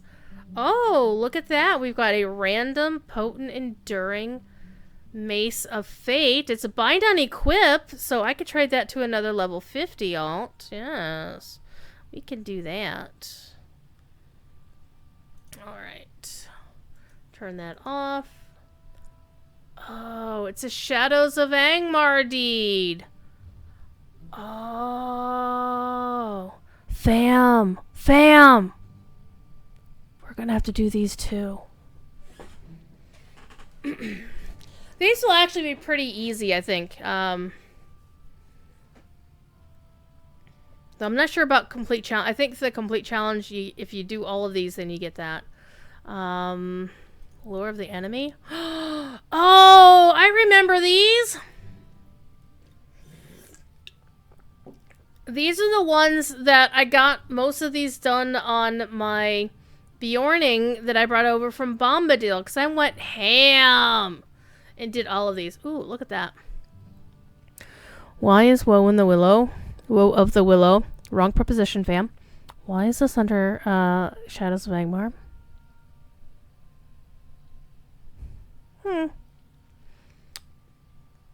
It's a cool game that adds new content to the original expansion. Or the original original launch product.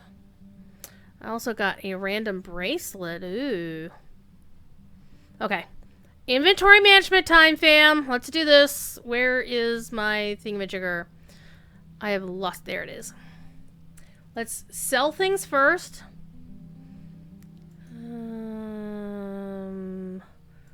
Crafting mats. Oh, hello. Random. Oh, that's bound to be. Never mind. Okay. Take those. Again, that's fodder. I think I'm just gonna look bad. Ashwood, Jamer, Ethelos. I can just make it. Oh, hello. Hello. I got a random scion out of this.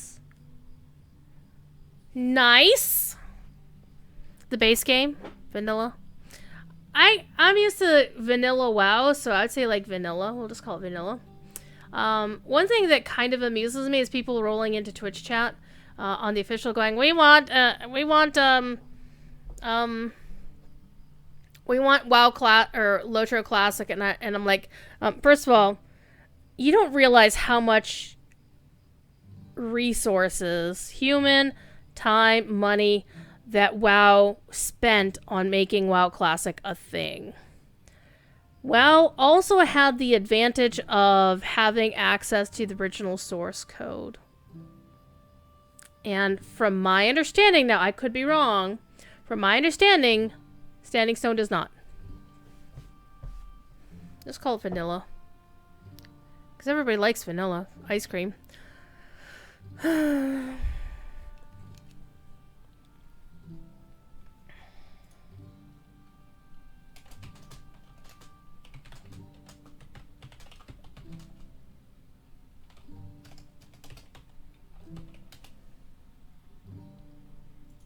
Alright, what's going on?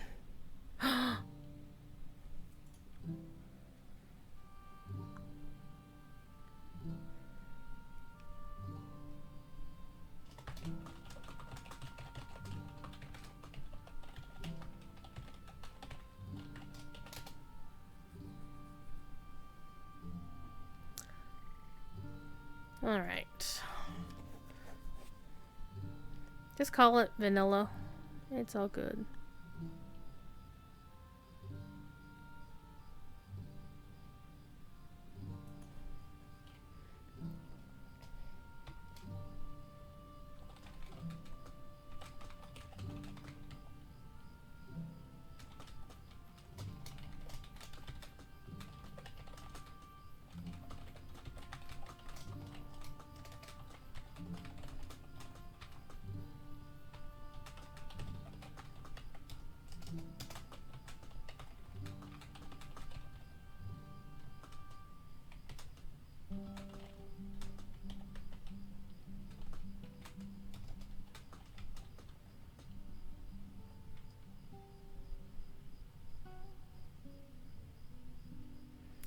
Yeah, I'm trying not to put on my senior moderator voice in somebody else's channel when I'm not really the senior mod. But on the other hand, it's a case where it's something that I would normally recommend to somebody that they should warn their mods before they do something. Okay, so we've got all of our stuff sorted out here. So I believe we're done with the Barrow Downs, excepting the instances. Let me go take a look at that instance tab again. So we have all these instances flagged here. So we have the Shadows of Angmar. So these are all the instances from the vanilla game, and then there's basically one for each expansion. The vanilla, Mines of Moria, Scourge of Kaza Doom, that would be from Mines of Moria, like, extra. Oh my god, I'm gonna have to go into Lama Nur. But these are good because they get you 10 Lotra points. 5 Lotra points, and I imagine these two, Nala Doom and Lumul Nar, like my two least favorite instances. Reaver of Darnagabud. So yeah, go in there and kill some more dudes. Which ones have I done? Oh, I've done some of them. Nice. Tower of Dol Guldur.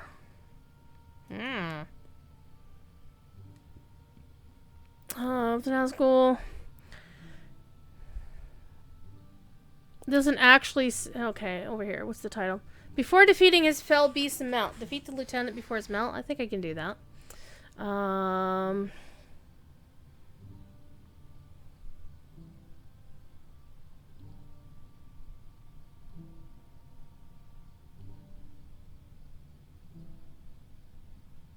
Okay, so basically, if you do these other 3, then you get this one.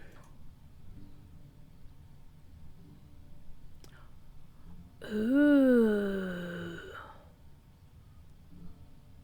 20 Lotra points and get a War Steed? What? Hi. Thief Kitty would like to say hello. Wait, throwing down Samath Ghoul. Yeah, we're gonna have to figure those out. In their absence. Haven't done in their absence yet.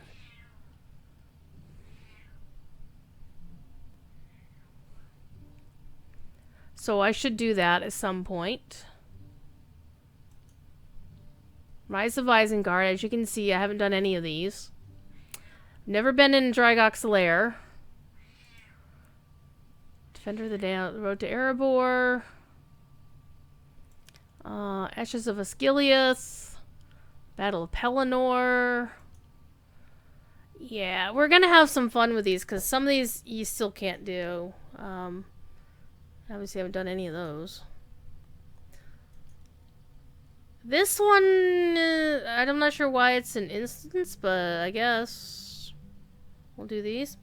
Carrie says hi to Thief Kitty. There's Thief Kitty. Come here.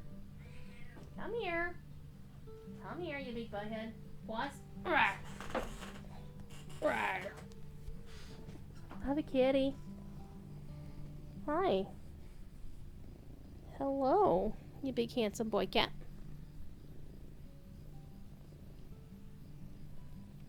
Hi.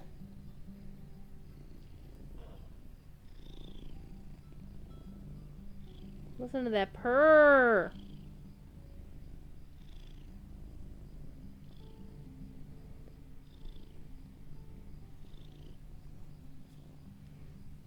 All right.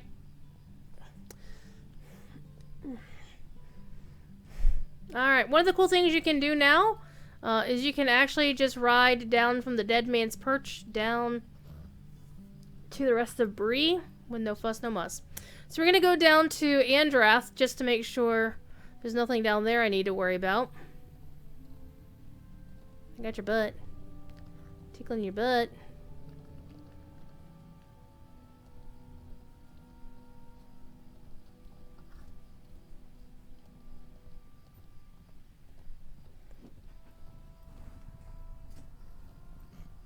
Listen to this purr.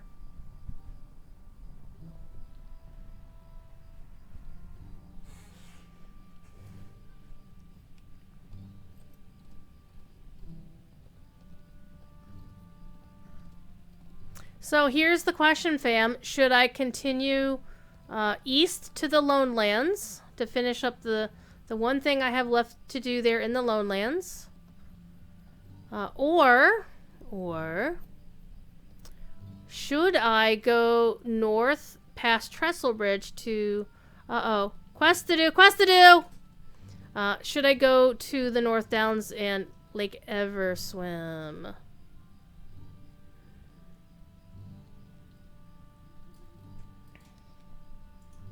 Could I speak with you a moment? Would you do something for me? All of Want the to take a quests moment to of do. your The Neeker Breakers! The Stay a Neeker moment. Breaker. Why to take a moment of your time? Alright, let's kill them all. Hi, kitty thief. Meow.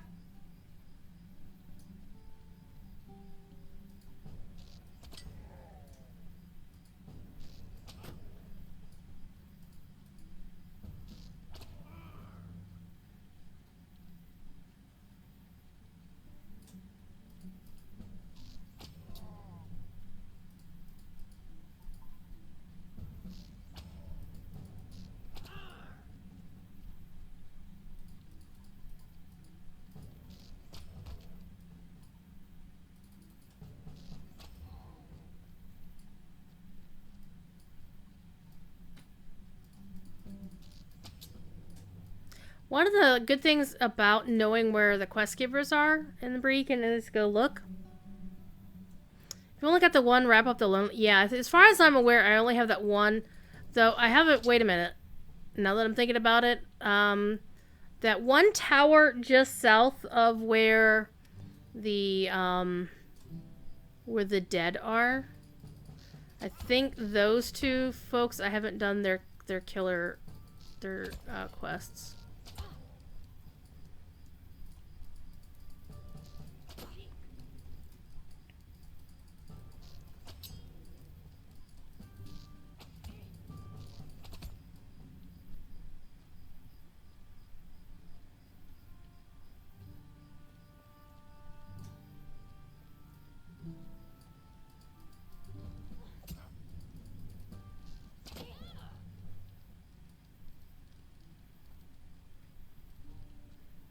Okay, 9 more.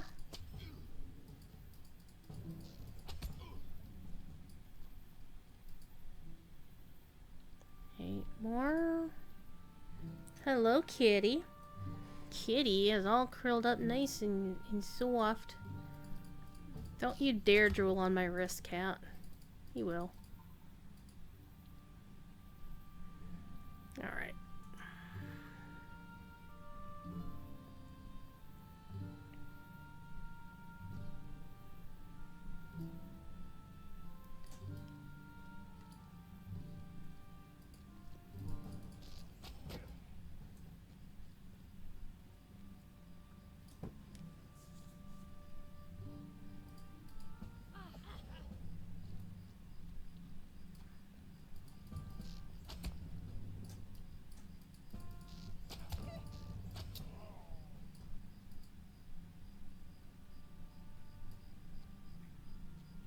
I'm picking up these caravan goods so quickly that the actual quest is at 29, and it's just saying 18. So it's going to be listing those off for a little while. Ooh, supply crate full of nothing I really need. I'm going to pick it up anyway.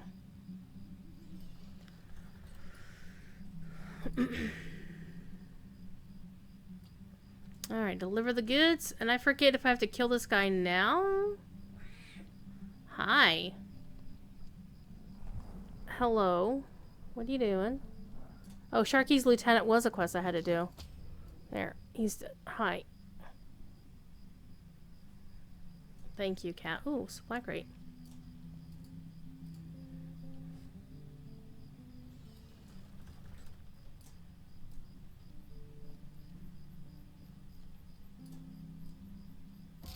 Oh. The elf that failed to roll forward. Oh my gosh.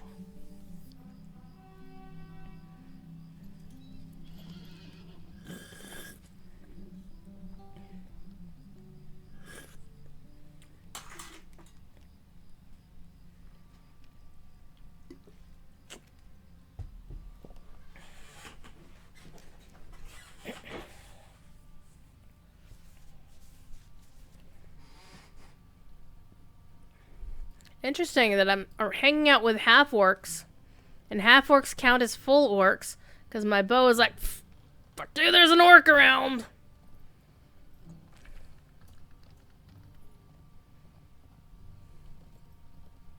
Because I have that special sting-like aura on my bow. Because I like the blue color. Surprise. Surprise, people. Druids like something that's blue? What? Okay. Off the war steed.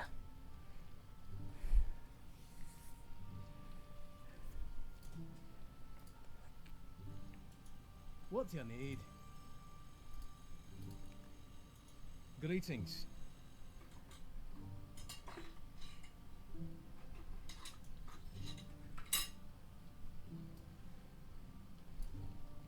For a second I thought that said Southern Fried. I'm like, wait, what?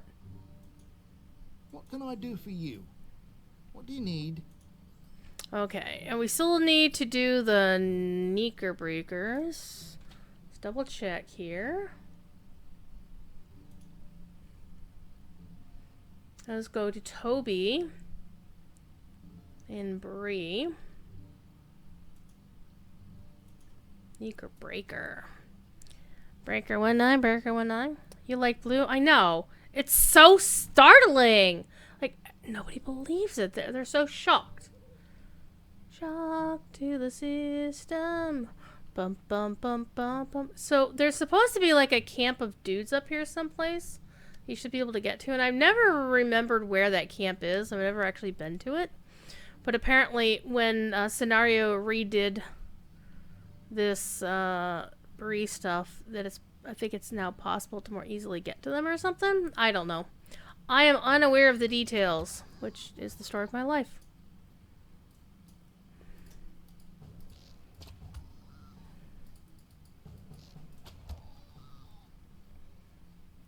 Long tooth. And more long tooth. But I need Knickerbockers. And I swear, when I first read Lord of the Rings, I thought for sure that Knickerbockers were like crickets. I thought they were crickets. I don't know.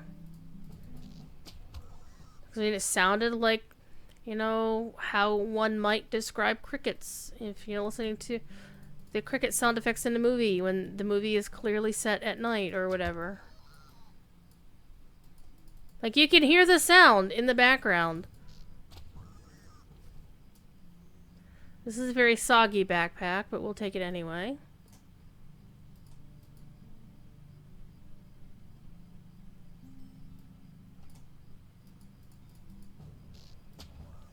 Eight.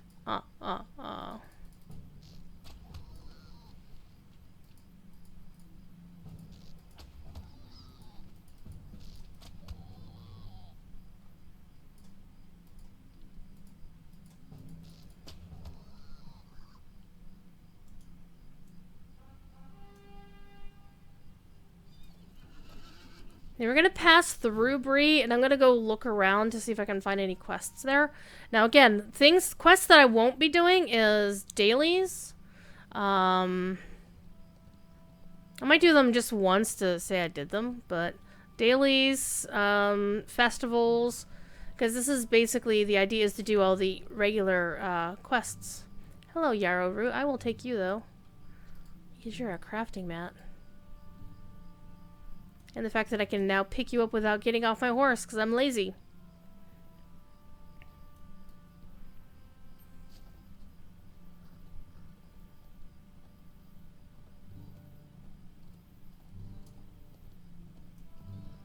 Let's see if I can do it this time without racing too far.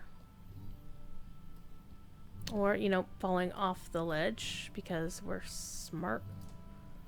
No, we're just gonna say, we're gonna walk it like normal elves.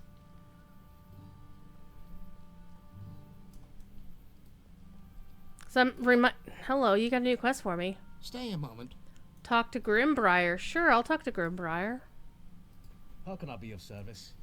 Okay, your quests are done. I gotta talk to Grimbriar. Oh, we get to do all the quests from Grimbriar! Hell yeah! Those will be fun. Okay. So I do also want to pick up all the quests in Bree itself. So we're gonna pass through Bree to find any quests that I didn't already have completed.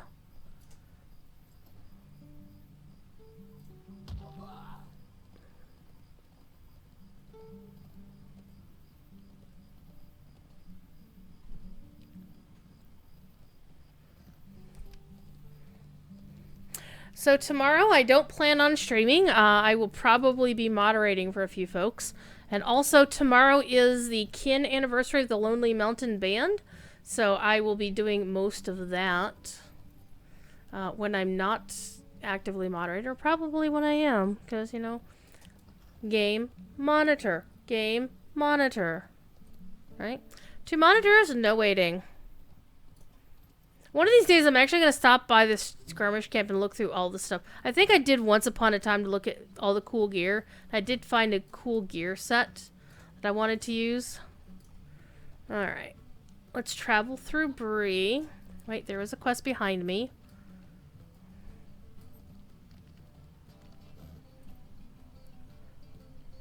It's not you, is it? No.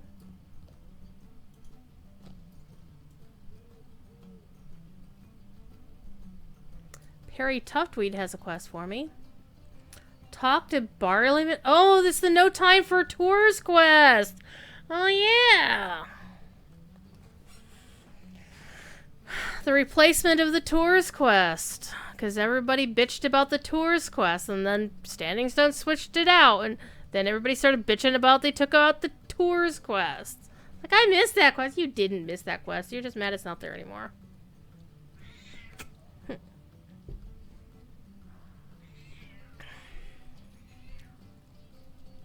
Uh-oh. Broderick Willowmead has a quest for me. Wait, where's Tolby Leafcutter? Stay a moment. Uh-oh. We're going back to the Barrow Downs, fam. Would you do something for me?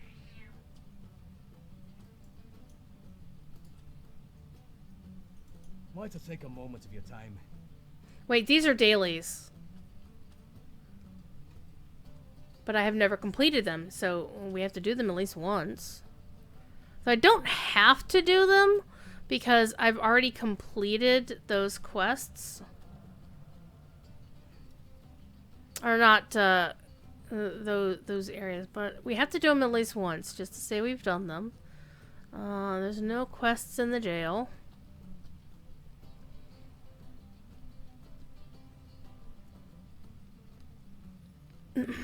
Thought I saw a quest. I do. If you've never been here, by the way, this is the broker's office. This is where all of the housing brokers in the game exist. And Hello, friend. Could you help me with something? okay, I've already done that quest. Will you give me a moment of your time? I've friend? already done that quest. Could I speak with you a moment? I have done this quest. Hello, friend. Could you help me with something? Could I speak with you a moment? Okay, so I've done all these quests, so I can ignore those. And in fact, what I should do, I'm going to do it this way, Will you give me a moment of your time, friend? is I'm going to filter the quests out so I don't see them. Hello, friend. Could you help me And with only on this something? character, so Could I I'll still speak see with them you on a an moment? alt. And this is how you grind you like to take reputation it with from me? your housing neighborhood. We'll go Will back you to give me these a when moment of your Rohan is a time, thing. friend? Okay. Also, the other cool thing about these is if you ever have problems, like you go to the broker and you can't find the neighborhood you want to go to, you go to the ledger in front of them, and that will show you every single neighborhood that exists in a housing instance. And so you can go to the one that you actually need to go. And there's one for every housing instance in here. That's why it's a very crowded room.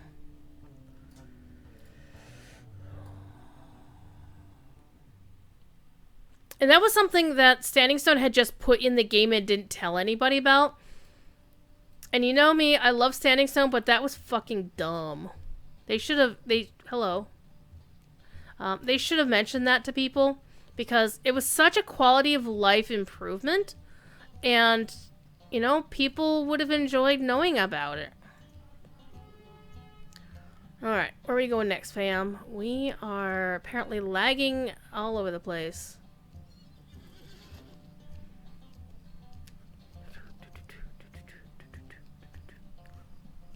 Okay.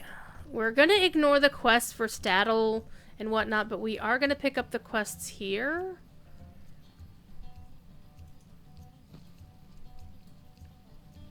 Actually, Hello, this is our friend. best friend Could you help here. me with something? Wenda Greetings, Crane. I friend. knew that was Wenda, by the way. There's also the Molten Embercraft trader. Could I take a moment of your time? We're going to filter that as well because this is actually not a crafting character. Good day. This is only an explorer, so I really can't do anything about. So we're gonna shut those off. And then also this is a festival quest, Hello, friend. Could so you we're help gonna me with ignore something? that.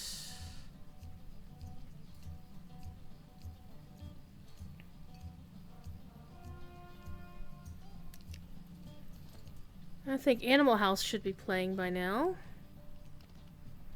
Oh, we run into things. So we'll pass by the crowd hanging out for Animal House. Yep, I know half the people there. Actually, I know more than half the people there. Alright, let's go.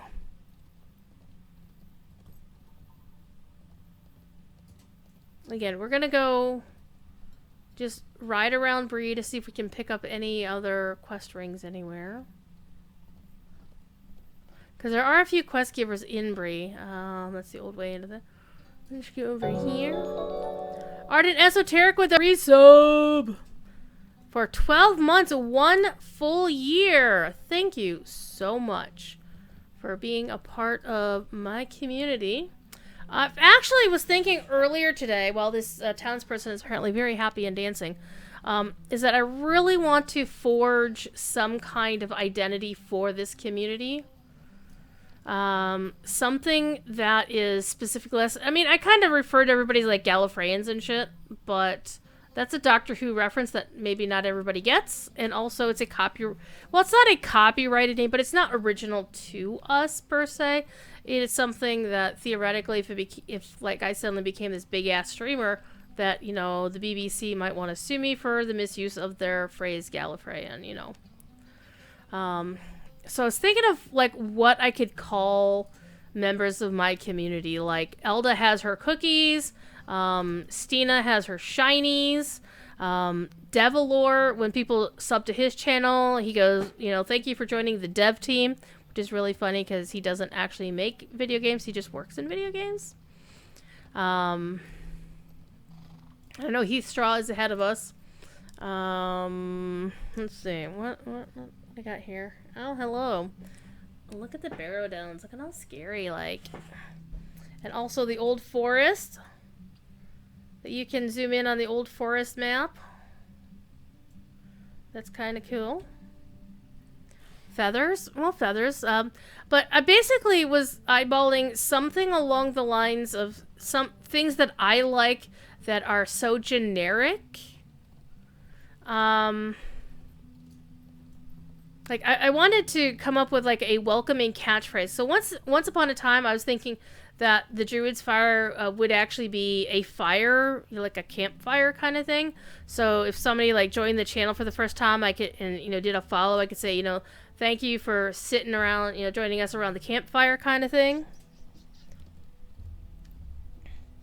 It's 10 o'clock on a Saturday night. Who's on the official Lotro channel? Because there's nobody on the schedule.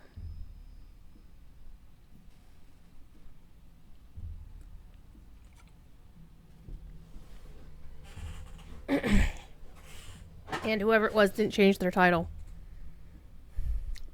Because it's still the generic title that Ed always sets the channel to when he signs off on Friday nights. Okay. Collect barrow shards. Kill some whites. Well, not from you. Hi, Ponton. How are you, sir? So I was thinking of something like, if you notice the channel points icon, nobody can actually read what it says, but tell what it looks like. But it's actually a crystal. So I was thinking maybe like crystals, because I love crystals. Not for anything like new agey, spiritually kind of stuff. I just think they're pretty. Get in there. Let me in. The other is sapphires, because that's my favorite gemstone. Sapphires.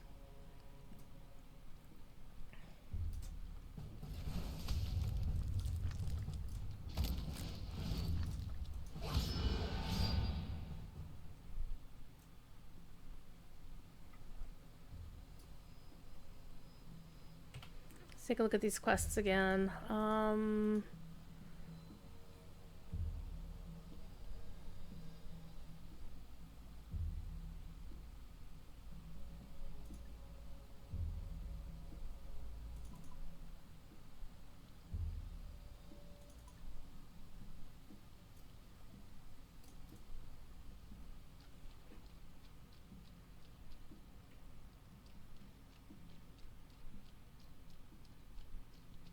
Fun thing is I can just go in here and, just do whatever I need to do without getting pestered. Cult of the Thief Kitty? Could call everybody kitties, that would be weird. Why am I not getting barrow shards from these guys? I got one from that guy, finally.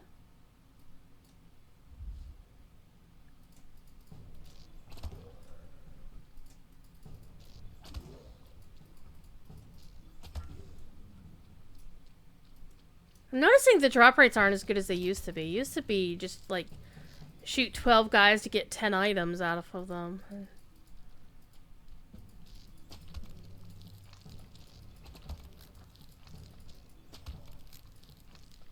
Yeah, I see you, little candle behind me.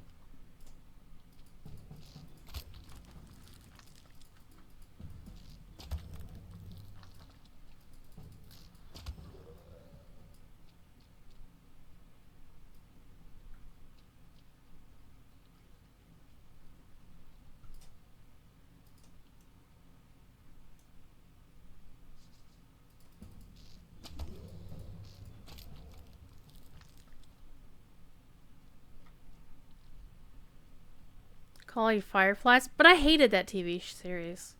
Because, everybody's gonna make... Well, I didn't hate it. It just bored me to tears twice. I'm not a fan. But I wanted something that I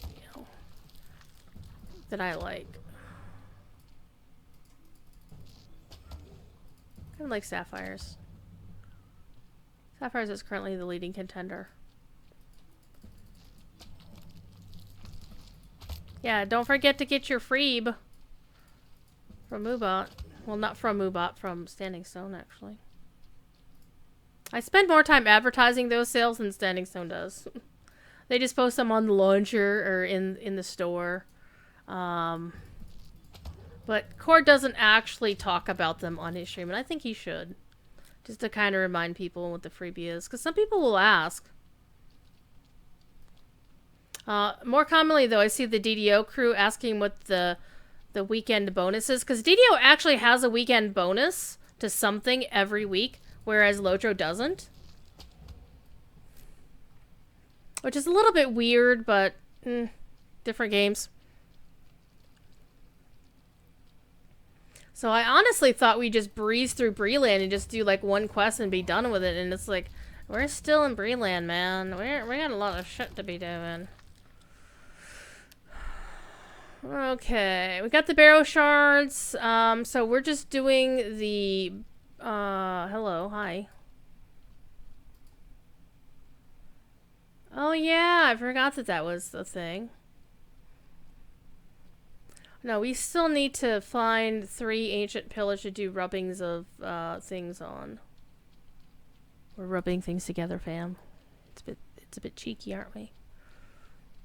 Okay. Let's pull the map.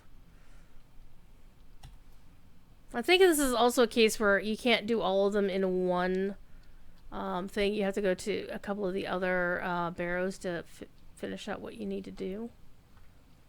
So let's get out of here. Hi, excuse me. I just want to go out. I just want to get out of here.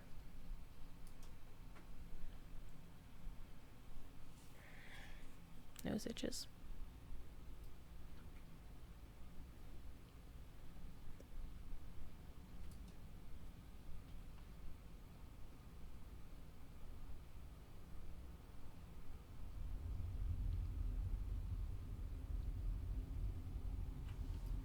Okay, we can go up to the one up here.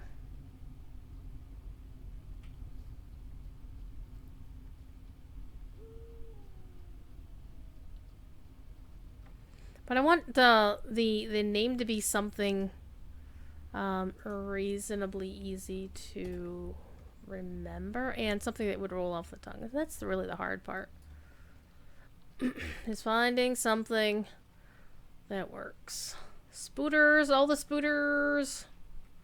If you had a thing about spiders, you're screwed in this place.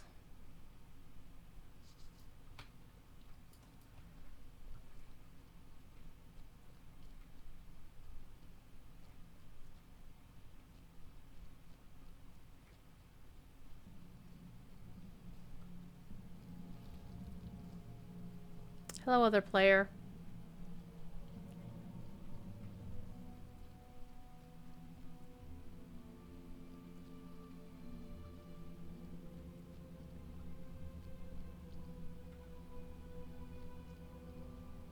Okay, I think I've already been in here.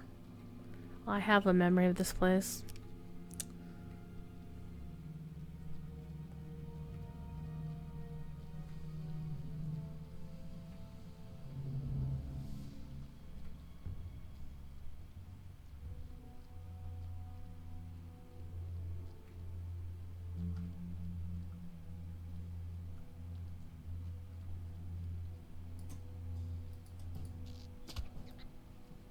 Oh, that was a rare signature. Nice.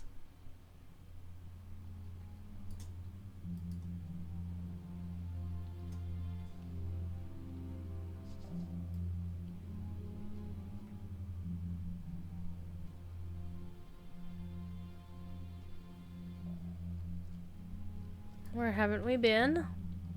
That corner there.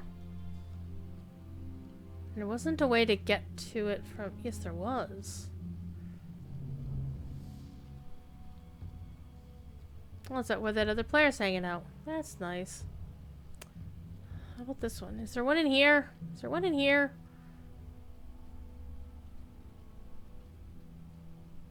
Negative Ghost Rider. The pattern is full.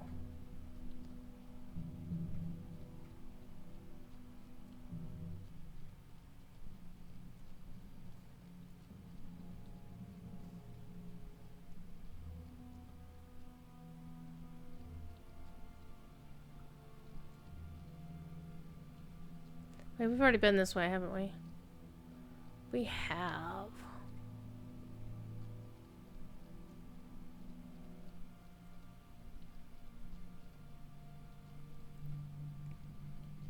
Alright, we'll go to the third one.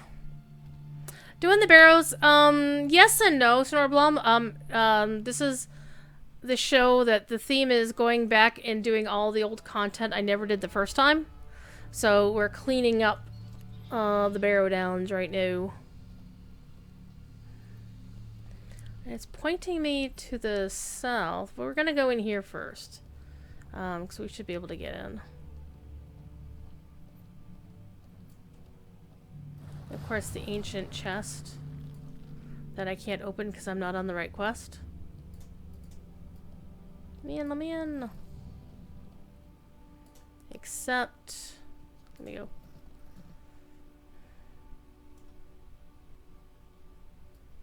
I don't see an ancient pillar. Yeah, the quest was right. We have to go down this way.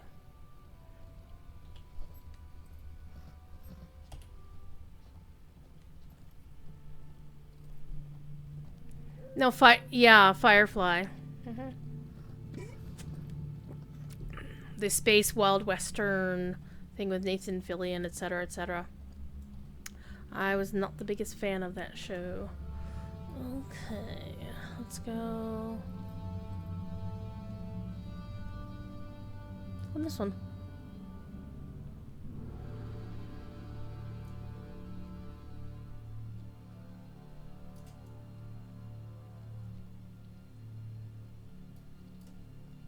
Aha, the last ancient pillar. Yeah, see, there's a lot of comedy music and nerdy songs made about the show, and I like a lot of those. Ah, you did. But I tried to watch the show twice. 2 legitimate efforts to watch the show, just could not do it. So I gave it fair tries and didn't do it, so it's all good. All right, let's go to what's his face in Bree.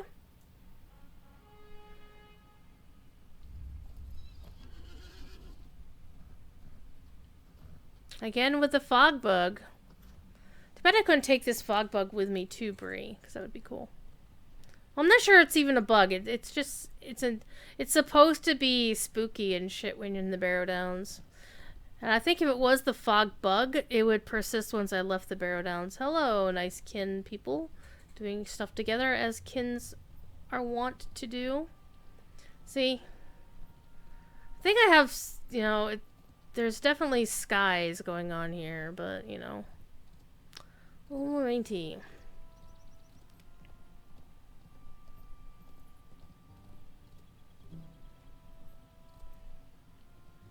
Yep, the fog bug of Forachel, and is never going to be fixed. Because anytime Bill Champagne gets a ticket for it, he throws it away.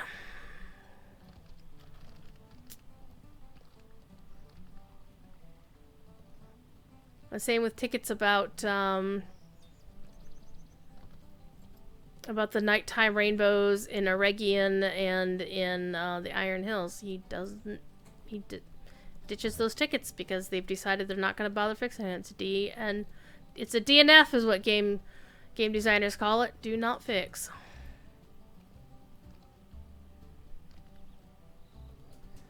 Okay, we are in the wrong place.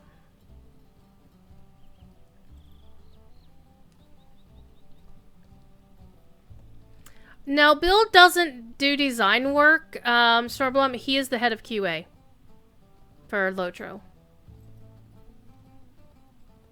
That actually was his day job for the longest, and any composition work he did, like when he started doing stuff for Balfoulus and whatnot, he did that in his spare time. Wait, we can turn here.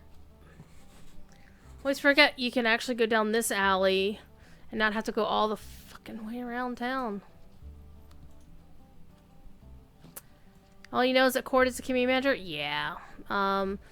Some folks on the team have multiple hats. Some folks don't. I do not have enough room to do that. Well, shame on me. Let's use this, even though I didn't really need to. We're gonna do it anyway. There. Got a spot.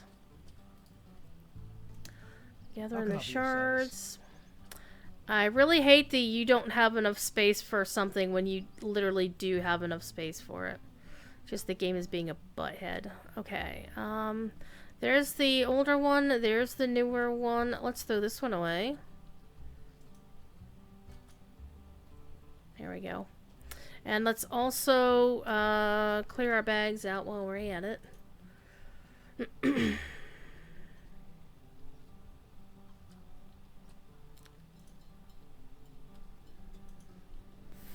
Good. Hang on to the barrow treasures, even though I am at max level or max rep with the faction, because my alts aren't. Ooh, I got a ruby shard at one point. Nice. All these nice things that I got. Loot all. Okay. Save that. Save the ruby shard. A Skull's Cap of Fate. It's indigo. Is it pretty? No. Save the cartolin trinkets. And sell the rest. Okay. And we need to talk to Broderick. Oh, she had a quest for me. Could I speak with you a moment?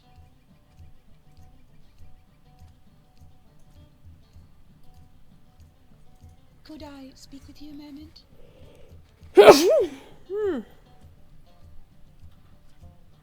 Easy.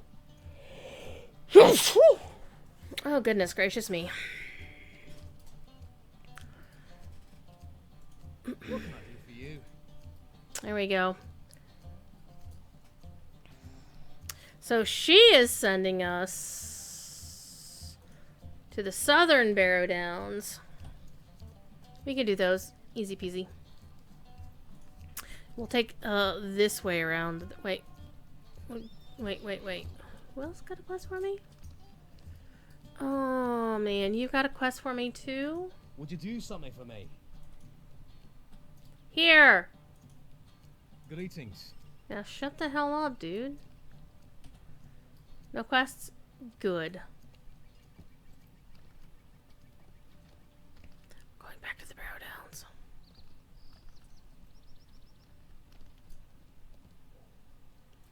Downs. They've already taken... See, here's the thing, Starblum. They're not taking over in that Standing Stone is going anywhere. They're actually 2 steps above Standing Stone, because there was Standing Stone, and then there was Daybreak, and then Enod Global 7 took the place of whoever the fuck owned the company before. Now, and that's where it really gets weird, is because originally we were told that Daybreak was sold to a company called Columbus Nova. And then we found out that no, that wasn't actually the case. Daybreak was privately owned by a gentleman by the name of, oh god, I can't remember his name. But it was just some dude who was considered like the CEO or whatever, or the owner. But it was all very shadowy and not well communicated. It had nothing to do with Standing Stone per se. And the thing is, for the longest time, we didn't even have any confirmation that Standing Stone was actually owned by Daybreak. That was where things got wacky, as we were told that Daybreak was simply publishing Standing Stone, and it was, there was a different company structure, blah blah blah. Even though like Daybreak was doing, hirings and HR stuff, so it didn't quite track it. It's all been very weird.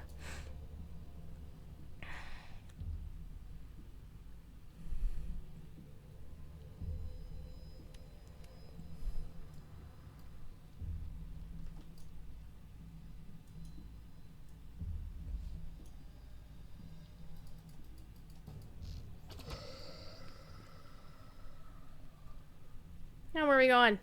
Pick a direction.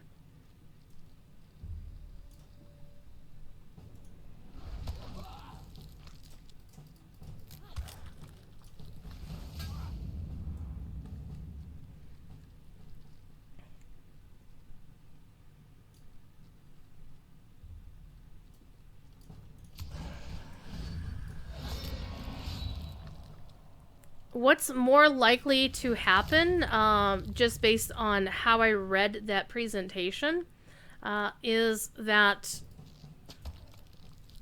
the graphics and tech upgrade they were discussing for Lotro, but not DDO, surprisingly enough, for next year was a Daybreak plan. That was what the plan was. Whether that plan is going to remain on the books is anybody's guess, because that presentation wasn't for us. The presentation was for people with lots of money who were considering investing in the game.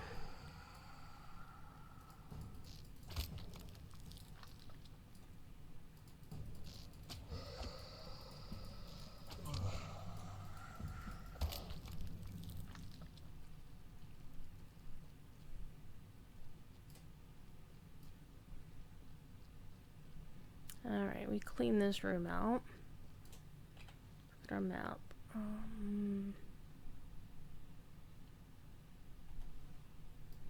We didn't go beyond this room, though. Because that's the way out. That's okay, we got 2 more things to get grave moss in. That's weird, Ponton. Well, see, that's the thing, is it wasn't in the presentation. And a lot of DDO players are upset about that. It's like, well, why is Lotro getting it but not us? Yeah, especially since if you ever look at DDO, DDO needs it more than we do. This game looks amazing. DDO kind of lags behind. It is what it is. The devs do what they can with what they have access to. So, in my personal opinion, knowing what I know of how many people are on the team and what they will need to get shit done, is they will actually need to hire people to accomplish the tech and graphics upgrades. The tech needs engineers. The graphics upgrades needs artists and stuff like that.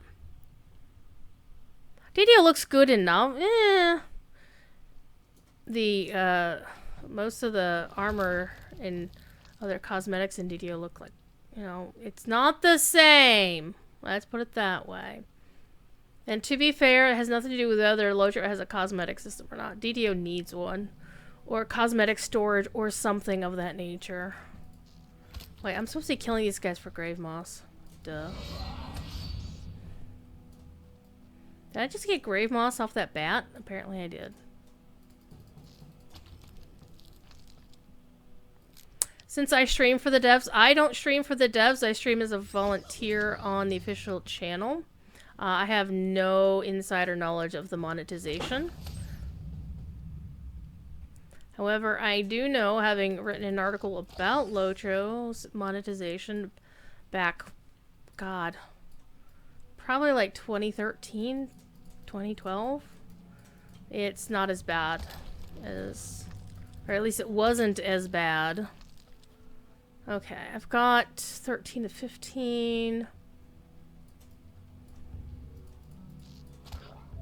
14. Alright, got it all. This is not an instance, so I just can't leave.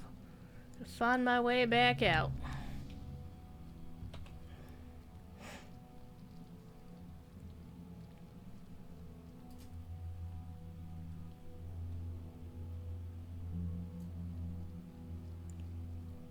And one of the sad realities of Lotro is that PvP was never intended to be a huge part of the gameplay structure, and the problem is once you release something like that, you've got to support it. And they don't. Not the way that like World of Warcraft supports PvP for its community. And apples to oranges, unfortunately.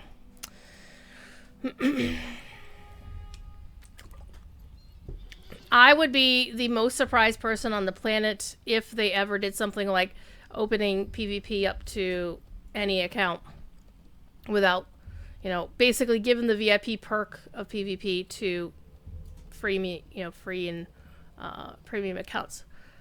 It's not that, oh, hey, we'll spend money on the game. No, it literally is partially, unfortunately, a quality control on the number of players playing the most toxic part of the game.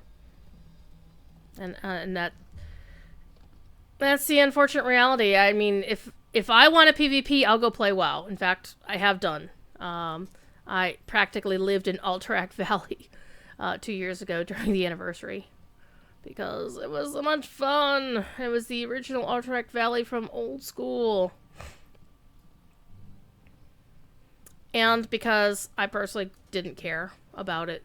I wasn't emotionally invested in it. I didn't really care to be the best of the best with the honor, sir. And yes, I did watch Men in Black again yesterday. And I don't say that to be mean. It's simply the folks who are rolling into the official channel who are the most passionate about their segment are raiders, PvPers, generally PvPers more. And I completely see the psychology of the neglected stepchild sort of thing going on all the time. And there's just nothing I can do about it as a moderator because beyond making sure people aren't shitty to each other. And that's the big rule on moderating Lotro stream is people can critique the game, critique decisions, but as soon as they start getting, abusive about the dev team, then they need a timeout. And that's sad that has to happen, but I generally wouldn't call anybody names about it, beyond, factual names like, toxic or hostile. I wouldn't call anybody like a crybaby because, oh my god, PvP, they're whining. I don't say people whine about PvP. It's something that they want to play. It's their jam. But the reality of the situation is if I want to play PvP, I'll play some other game because it's just not fun for me in Lotra's PvP scene. It just isn't.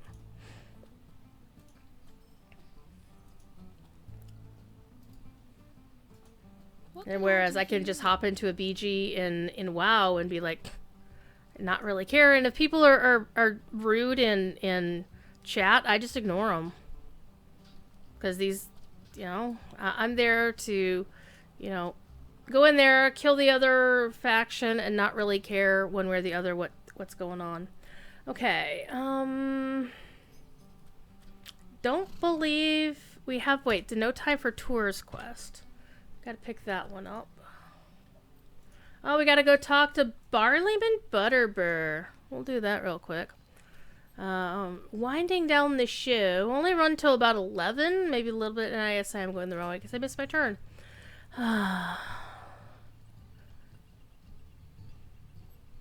Because there is that alley you can go through, which is really funny that I missed that turn because you go this way during the skirmish. Trickery, thievery, trickery. Whatever the hell that skirmish is. And you go through that alley, and it's the only time I ever remember to go through that alley. Okay. Festival quest and the Mote and Ember Crafter. We're gonna ignore those two quests. Alright.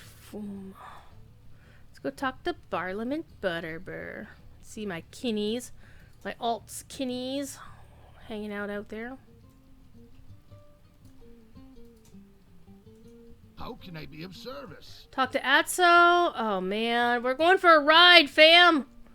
All right, we're gonna go to Celandine first, and then we're gonna go to Adso. Well, we'll go to Adso first because he's on the way. All right, we're gonna pass by. Look at all these people. All my people. And we can't hear the music, and I actually need to remember to turn on player music. Because this will be like the third week running that I'll have forgotten to turn on player music.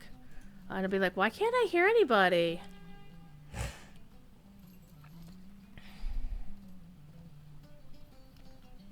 You're not having fun? You move back to Final Fantasy XIV? Yeah. And that's really the thing is, other games will scratch other itches. So yeah, with if I want a PvP, I play WoW because they build for it. They have, they They got Holinka to come back. Oh my god, Solinka. He's an awesome guy, Brian. I once killed him in Ashran.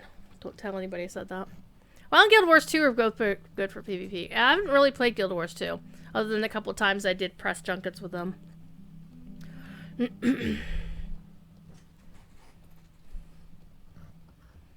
But I think Standing Stone is trying to get classes balanced. One of the things about class balance, and this is not just a Lotro thing, and this is something that Strim Tom was talking about on his DDO stream the other day. Strim Tom is, by the way, you should all follow him if you want to learn how to play DDO at a high level, because he knows what shit's going on over there. He's also really well versed on Lotro, but he hasn't really caught on with our community quite so much. But he's probably going to wind up being a Twitch partner soon, because he is pulling in the numbers, and he's not doing it with any sort of, hey, I'm going to do this big honkin' giveaway sort of thing, and, you know, get folks in who, you know, show up for the big giveaways of all this really cool swag. He does it just by being super knowledgeable about the chosen topic, so he's a good dude. I got to meet him once, 1 year when I was up in Boston for PAX, and he was one of the other folks who was visiting the studio at the time. And then him, No Bob, and a couple of the other folks in our group suddenly stopped on the street in the middle of whatever freaking town we were in Massachusetts and did a Pokemon Go raid. It was hilarious.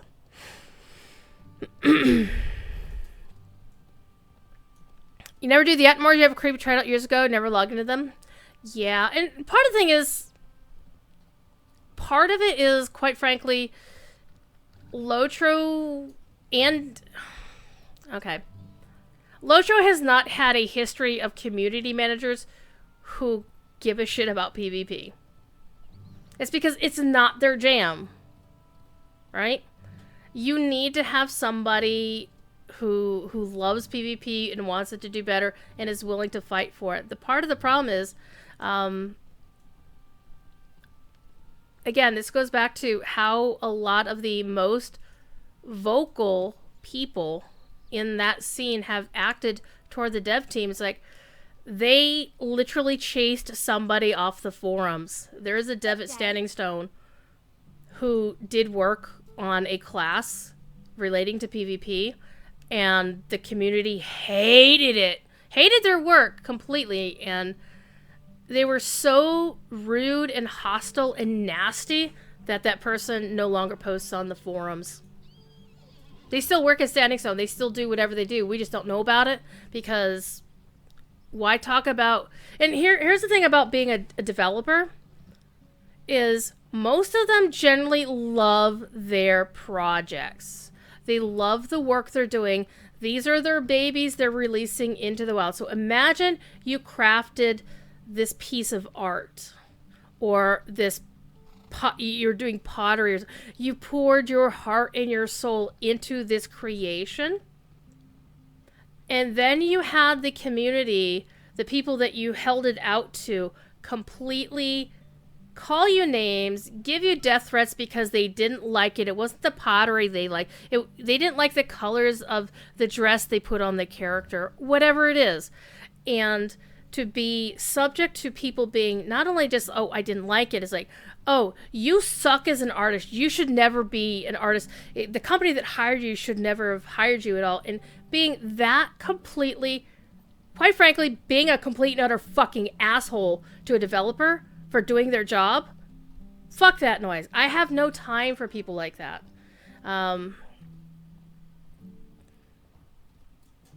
It's because I worked in customer service for the cable company for 16 years. And I was one of the nicest people they could ever talk to. And I would get people who would talk shit about the company all day long, and I didn't care. Talking shit about the company is one thing. When you make it personal, when somebody makes it personal, I'm not saying you. When somebody makes those comments personal, like somebody called me incompetent when I was doing my job and doing it correctly, and that I was actually offering them a means of a solution to whatever their problem was. I was trying to make things better for them. and they were just being a complete and utter asshole to me personally, that's just bullshit. And that's not something game developers should ever have to put up with. And that's why community managers exist. And sadly, that's why a lot of people leave the gaming industry, is because gamers can be dicks quite often, and we need to not be. Even if we don't like what the devs are doing, there's no reason to be personally rude about it. Oh, pick something. 155, 1 in 94. Give me a quest, Grimbriar. Talk to Barley. I will go back to Barley. And collect the stolen goods from the brigands. Yes, we'll go talk to the brigands, because that quest is up here.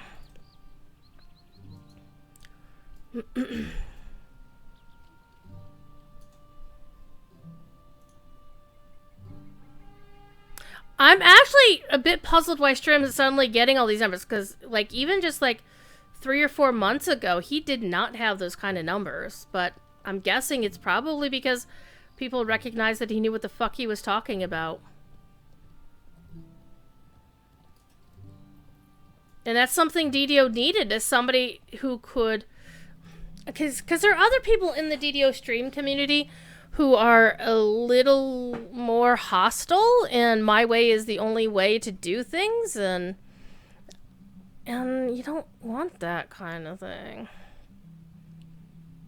You really don't need that kind of thing. I mean, there's definitely a difference between being somebody who, well, basically, he's not an arrogant person about his knowledge. And he also explains his stuff. He's like, okay, this is why I don't think this is a good build, or, you know, this is kind of weird to me, that kind of thing. Yeah, and there's definitely, yeah, Ponton, you hit that. It's like, there's definitely a big difference between critiquing something and saying, I don't like this, versus the developer who made this should be fired and they should be ashamed of themselves, and they're just a complete and utter incompetent who doesn't know how to do their job. And it's like, are you a developer who knows how they do their job? No. But again, we see that sort of behavior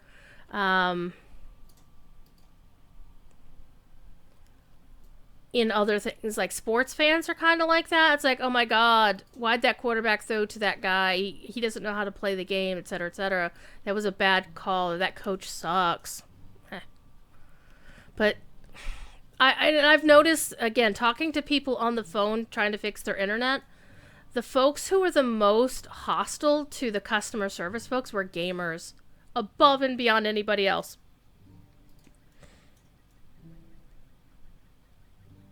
And that's unfortunate. And I mean, we've given ourselves a bad name.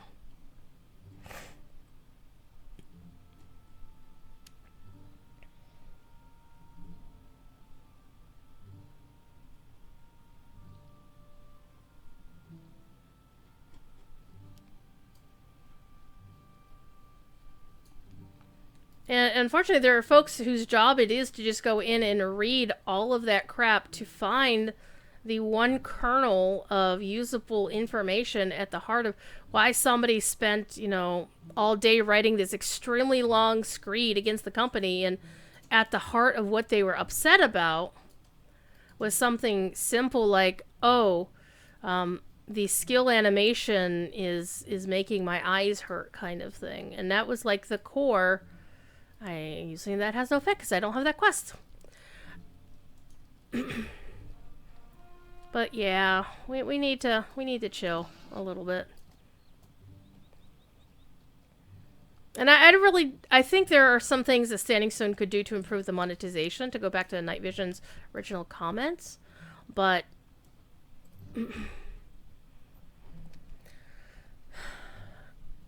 I think there's a lot of things they could do, but on the one hand is, despite the fact that they now have a new too higher up corporate overlord, doesn't mean that they're going to spend a shit ton of money on the game yet. We don't know. We'll have to see. And that's not something Cord's ever going to talk about on the stream on his stream, that's for sure. Because that's a whole ton of insider baseball that we, as it's like knowing what's going on at the executive level at Time Warner Cable. Yeah, he's under a super major NDA about that. Like, occasionally he'll let us streamers on the stream team know a couple of things in advance, like the day before something's going to go live. But he doesn't tell us, like, super NDA shit. Okay, so you guys don't have any quests for me, so I don't have to do your quests. Excellent. We still have to go talk to Barliman, but I'm going to actually head that way on the way back. We're going to go up to Thornlees to see if there's anything up here I need to do real quick. And Saradan, to see if I need to do anything for him.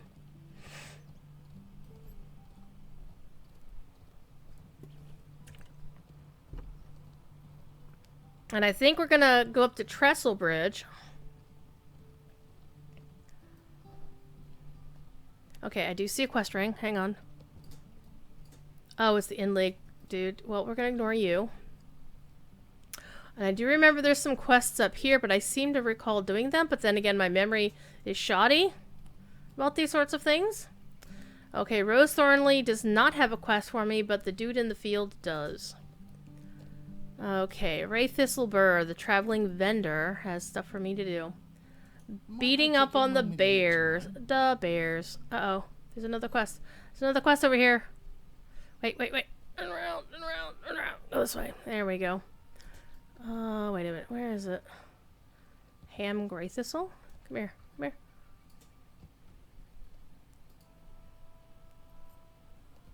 Can I split with you a moment? Defeat boars? The boars. So boars and bears. Alright, we'll do this.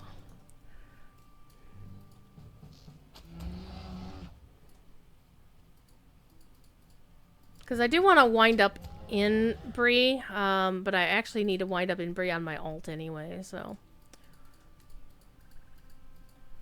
When you... Wolf there, castle. Here's a boar.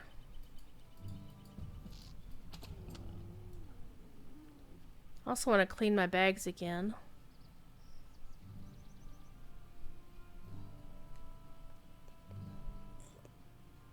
And, you know, one of the things I really understand about folks who come to Court of the Rings and ask questions and be really frustrated when they don't give an answer, or the answer is like the same shit they said last week. And that's actually one of the things where a weekly show works against them, is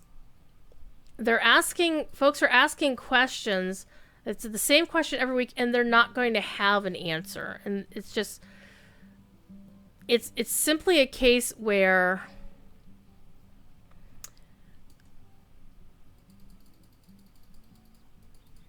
in those regards, they would be better served by doing a stream maybe once a month, if that. That way, by the time the next stream rolls around, they have something to talk about. Things have changed enough that there will be an answer to at least some of the questions.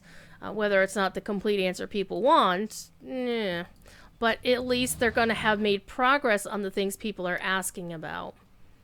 And so by doing it having a stream every week, it's people aren't ever going to be happy with it because they want more out of it than Cord can give them. So, and he's also trying to do gameplay at the same time. And you know me, I used to run with him for like 2 years.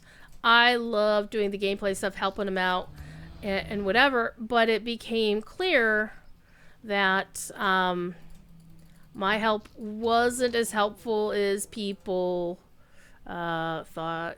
You know, there were people who got pissed off about it and whatever. But it also was the case where it kind of looked bad to have somebody holding the CM's hand when the CM should know this shit. It's like, as much as I love to tell the story about, hey, Cord, why don't you come check out these pretty statues in Bree, or in Angmar, and the community laughing their asses off because it's funny, but it also made him look super bad. And I really didn't want to cause that. Because,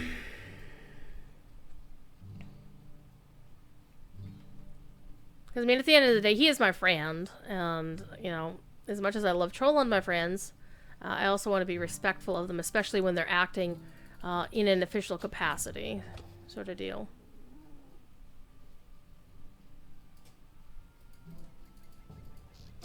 But Cord is right about one thing, is it doesn't matter how good he gets at the game.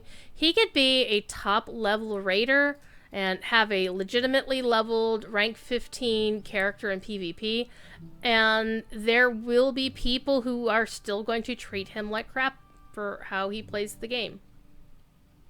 Because we saw that with Devilor, who used to be like a mythic raider, well, you know, a top tier raider back in the day when he was still doing community content before he got hired, is he was really good at the game. And people still gave him shit about how well he played, saying, you know, you're not using the right rotation, you have the wrong gear. But on the other hand, there was also... Hi, Morley the Fierce. I know you're for a quest, so I'm going to leave you alone for anybody actually doing the quest. But it didn't matter how much time and effort and knowledge he had. There was still a large segment of the community who just were like, you know, completely rude to him about what... But on the other hand, he at least put in a huge effort. And, you know, he was aware of how knowledgeable he was, and he didn't dismiss people, you know, out of hand. Haters gonna hate. This is true. This is absolutely true. Oh no, I gotta do a quest for Andrag. Oh yeah, I remember. I never did the quest for this guy. Stay a moment. Orcs. And signs of a Stay a struggle. moment. We're gonna go to Kirith Nur? Yes. We'll find some more boars while we're at it.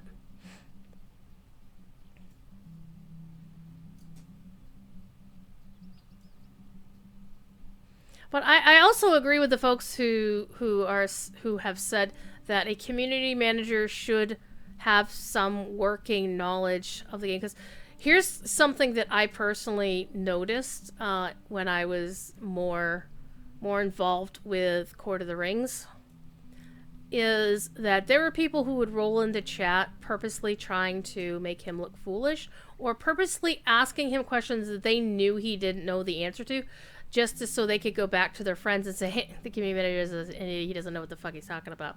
And that's just bullshit. This is also true. People are jerks to be jerks. And that's unfortunate. So, yeah, there were folks who would go into chat with the deliberate intention of,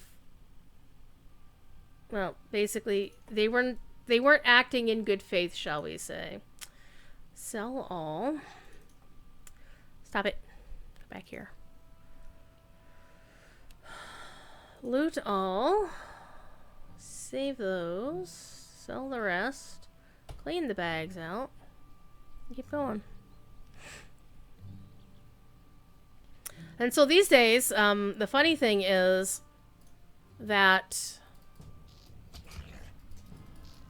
when a developer is on the stream other than, like, you know, scenario streams, or the streams where Severlin is the guest or whatever, those of us who are player moderators are off duty those times, specifically at Cordovan's request. So I found it hilarious when one person on the forums who likes to watch my show and you know, make snide comments about me without mentioning me. I know who you are. I saw your comments in the recent thread. You're funny as hell. And I'm like, I was going to reply to that thread, but somebody else did. But the bottom line is, we are standing down those times, so we're not in any way acting in a moderator. And the downside is, it doesn't matter how we know that we're not on duty at those times. We know that folks don't care. They just see the green sword and assume that we're speaking as a moderator when we ask a question or whatever. And it's like, nah, we're just asking questions, same as everybody else. Okay. A brute and an archer step into a village.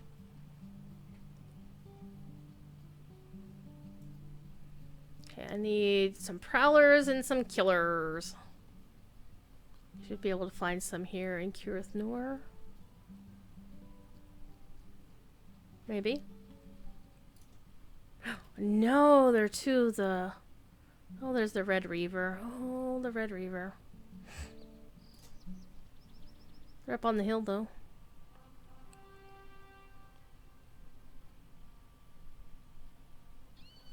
There's only so much that we can really do. I mean,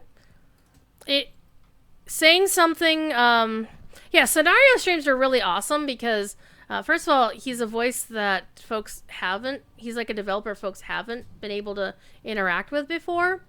Because as far as I know, he's never been to any of the player events at PAX or whatever.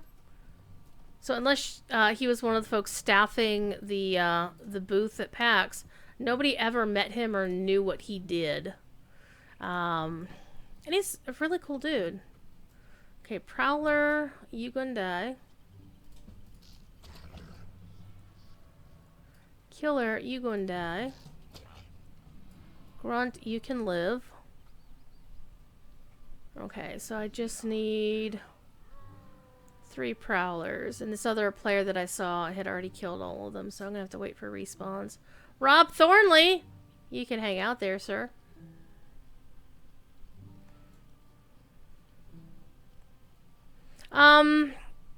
Basically, most of us who are on the stream team have moderator privileges. Most of folks don't exercise that privilege. There's a few of us who make an effort to do so because we want to see the chat on the official remain reasonably not jerk-filled, per se.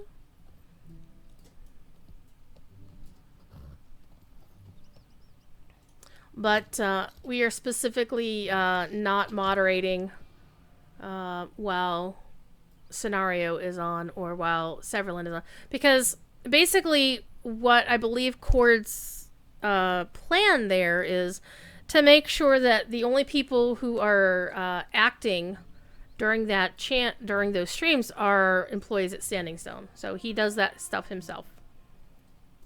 And he's a lot nicer and lets a lot more stuff flow than we normally do because we have different opinions on what people should and shouldn't be acting like. So I wouldn't say Cord allows people to be jerks. That's a grunt. Don't need you. Need a couple of prowlers. 3 prowlers to be precise. There's one.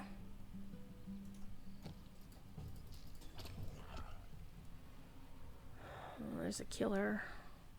Ah.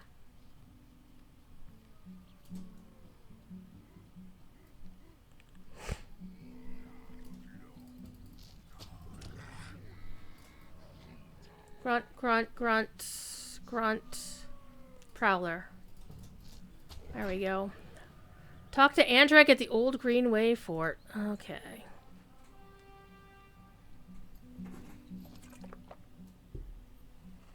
All right.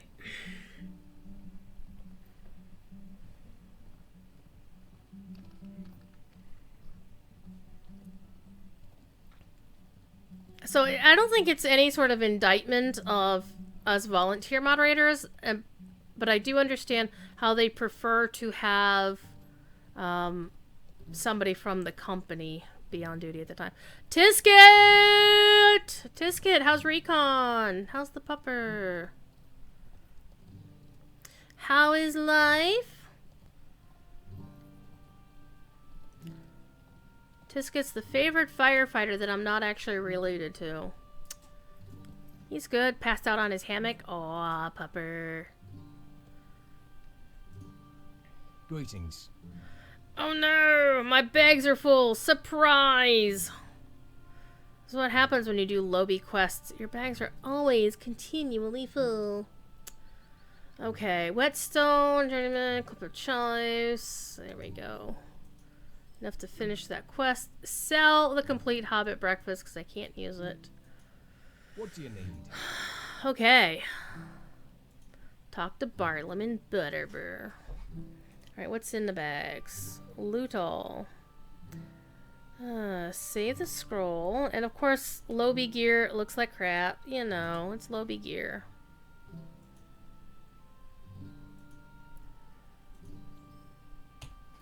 Alright. Whoa, Andrag has another quest for me. Back up, back up, back up. Hello? Hello?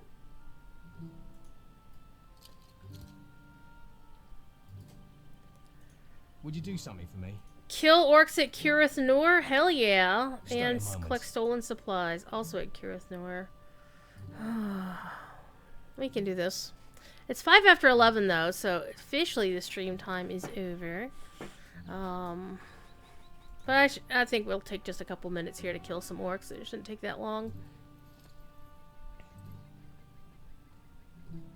Stream of Maid of Lions would be cool if any other team decides to. And that's really the thing, is I think there are certain members of the team that if they did a stream, it would be awesome. And it's nice to have, for example, Pinion visiting Professor Corey's stream. Because, again, that's a little bit more, see, you can just ride into the Wildwood from here now. You didn't used to be able to. And also through the back here of Kurith Nur. Because Maid of Lions is one of the developers that the community by and large likes because he doesn't touch itemization, monetization, or any of the shit that people get upset about. He's a storyteller.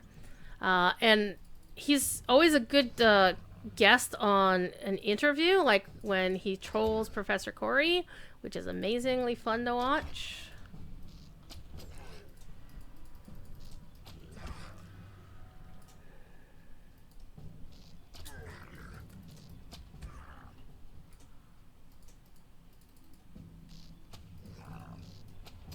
Wait, can I go in here? Do I have a quest for this? I do not have the corresponding quest yet. Or maybe I've already done it. Doesn't matter.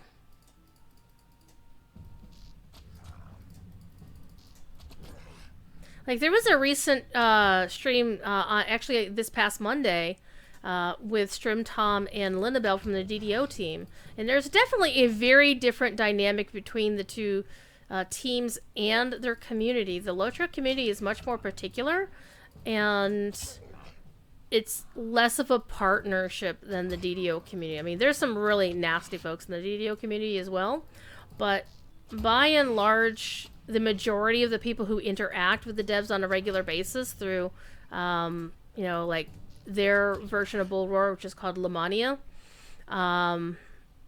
it's definitely more of a partnership and a working together. Everybody's a bit more laid back, a little less serious about things. Although they can be super passionate about their playstyle sometimes. Let's open this up and see if there's anything good in it. It won't be because I'm just going to leave it there. The next person that's opened that chest, they're going to be pissed, but that's okay. Okay, we got the supplies. We got to talk to Andra. Okay, we're done.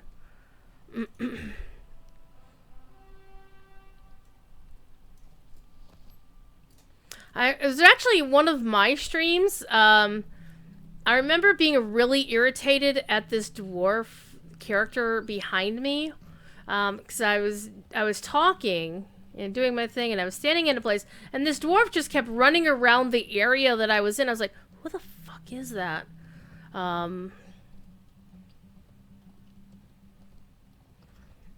Because they were just running around, and honestly, I should have just laid down the Benny Hill theme.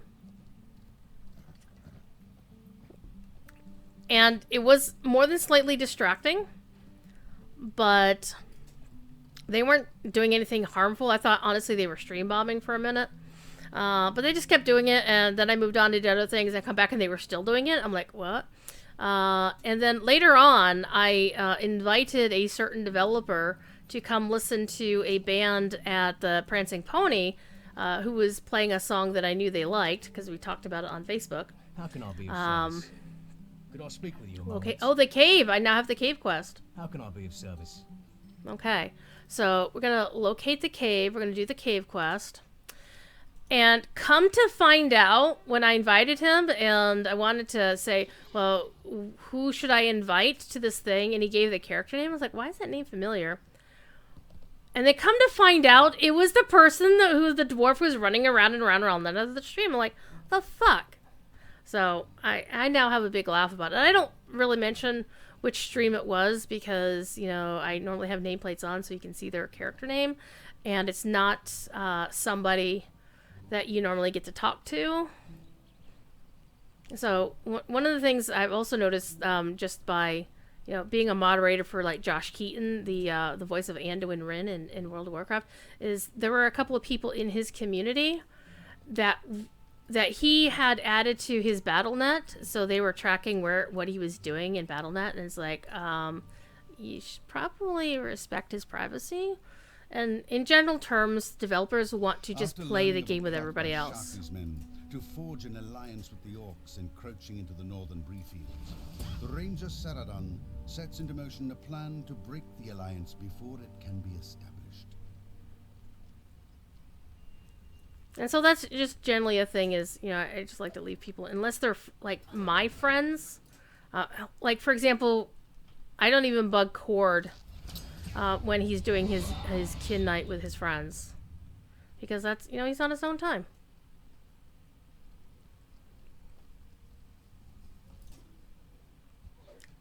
Because I'm sure all of you know that you hear the tell dings when he's on Stampion on his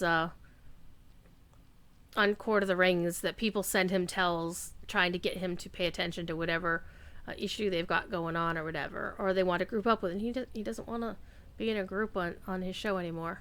Not my fault, I didn't do it.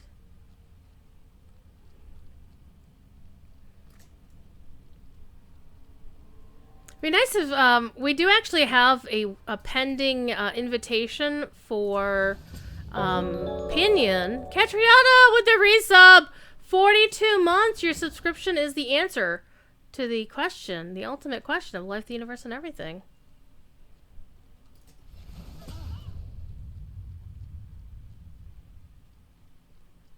Is we do have an open invitation for Pinion to come hang out with Professor Corey. If Professor Corey ever gets Grifflet out of Rohan and gets on to Gondor, where he can meet the River Maidens and do that quest, because that was some of the content that Pinion worked on in the game. Hi. The Targriff chieftain is about to die.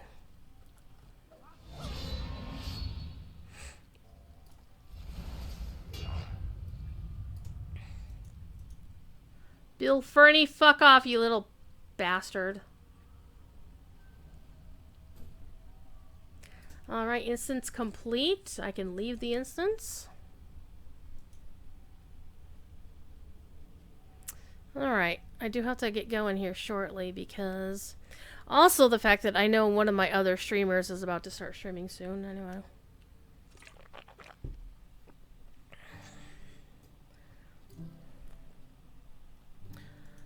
I'm surrounded by all these damn orcs.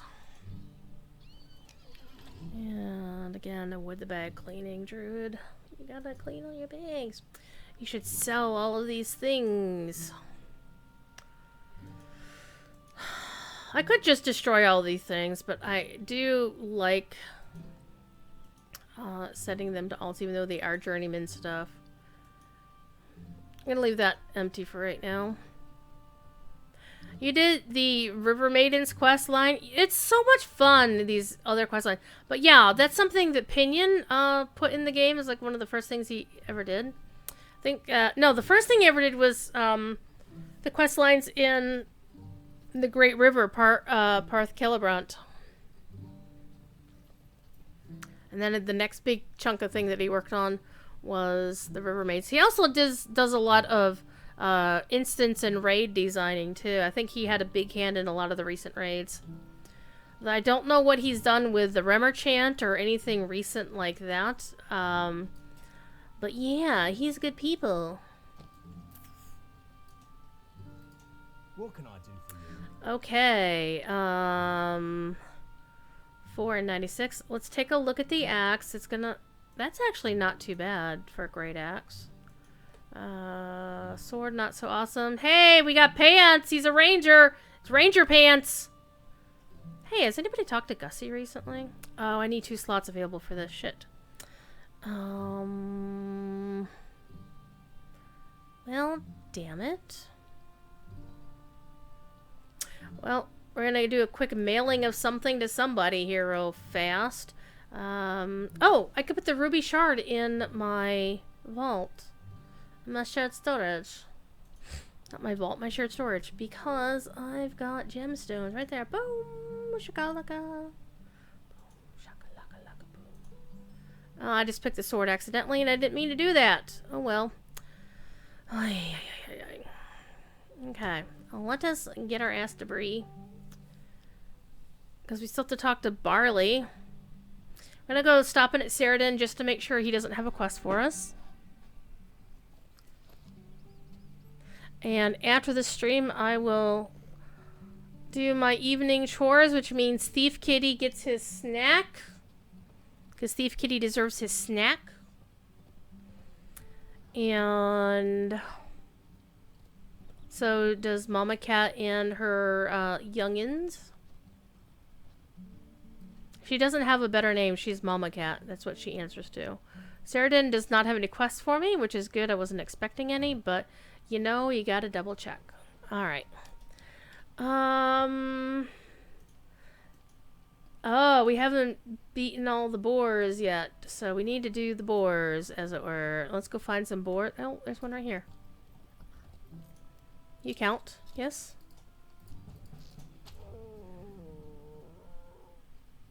I'm getting myself distracted. Let's keep going.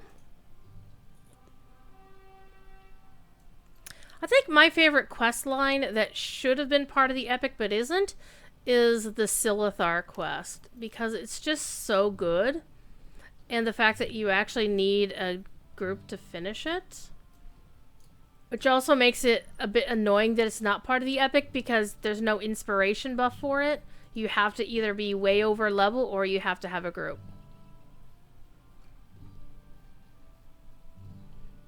But the story was so good. Why did everything respawn as not boars? Oh, hello. Hi. Come here, you. 8 of 10. I should just kill the bear and hope it respawns as a boar.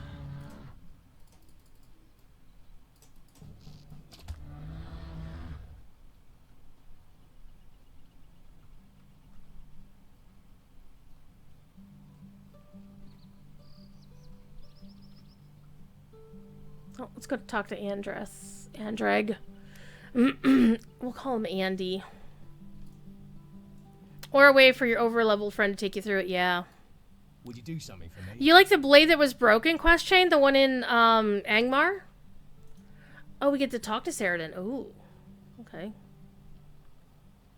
We still need boars, though. So, let's go find some boars.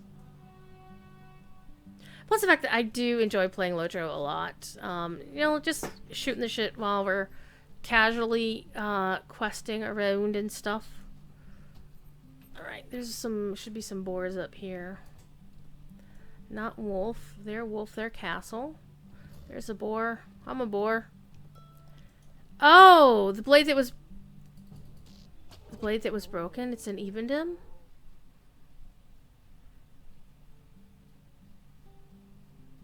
Now I'm trying to remember which quest line that was.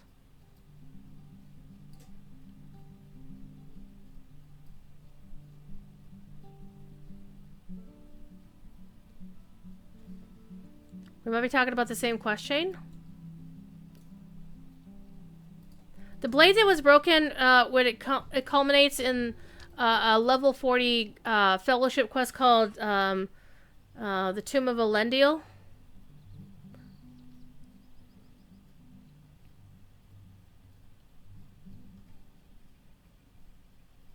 There's a bear. I don't want a bear. I want a boar. I want a boar. Here, boar. Here, peeky, peeky, peeky.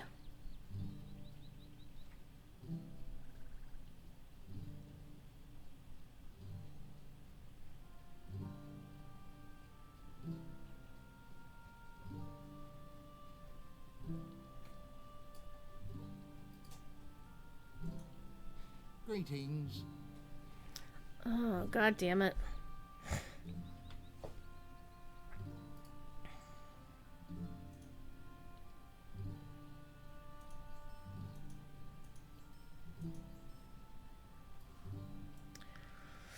I still need some more boars. Need 2 more boars! Yep, we're talking about the same quest line, Ponton.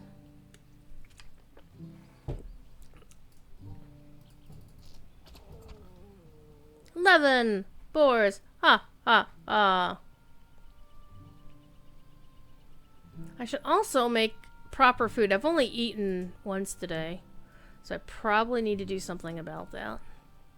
The question is, what should I eat afterwards? Last night, for my late night snack, or my...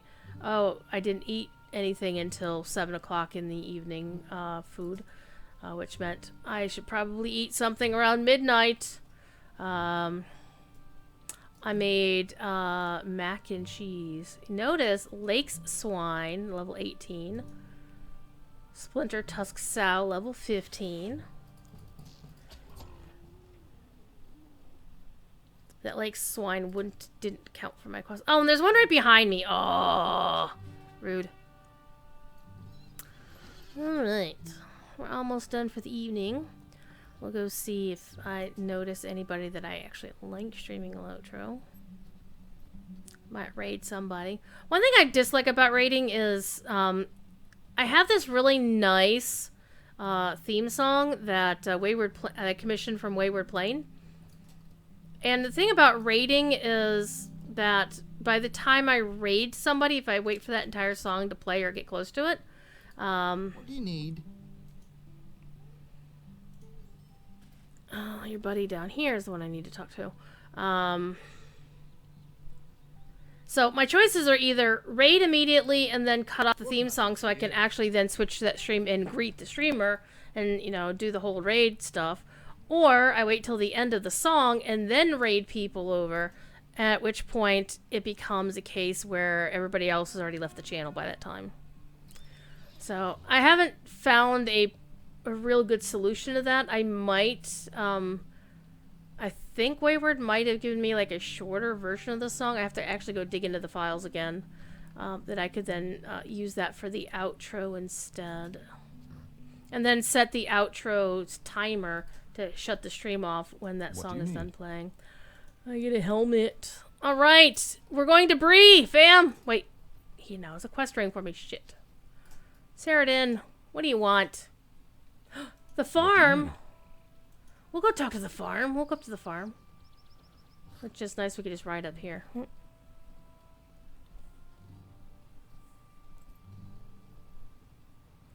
So I'm still thinking about what to call the community. Something cool, like Elda's Cookies. Because right now I just call people Gallifreyans because I have this whole Doctor Who Time Lordy thing going on with my Discord, where if you're a subscriber, the Twitch subscriber automated role is called Time Lord. And if you're not a subscriber, then it counts you as a Gallifreyan. But again, I don't want to use anything from a copyrighted property. So something that's non-trademarkable. Such as like a gemstone or, you know, my favorite metal, which is silver or whatever. I can, you know, I need to talk to Eogar. What do you need? Why to take a moment of your time? Okay, I have already done this, so we're not going to do this again. Stay a moment. Okay, this is horseplay. One of these days, actually, I should showcase horseplay on the official. But the downside of showcasing horseplay is the fact that so many people What can I do for you? can't do horseplay, so they get pissed. Indigos. Ooh. Indigos might be nice. Because I can also refer that, you know, fans of Indigo Plane are called Indigos. Exchange my ashen horse? Would you do something for me?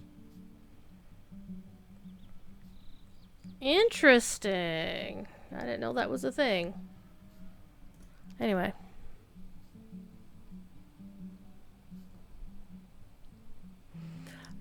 No.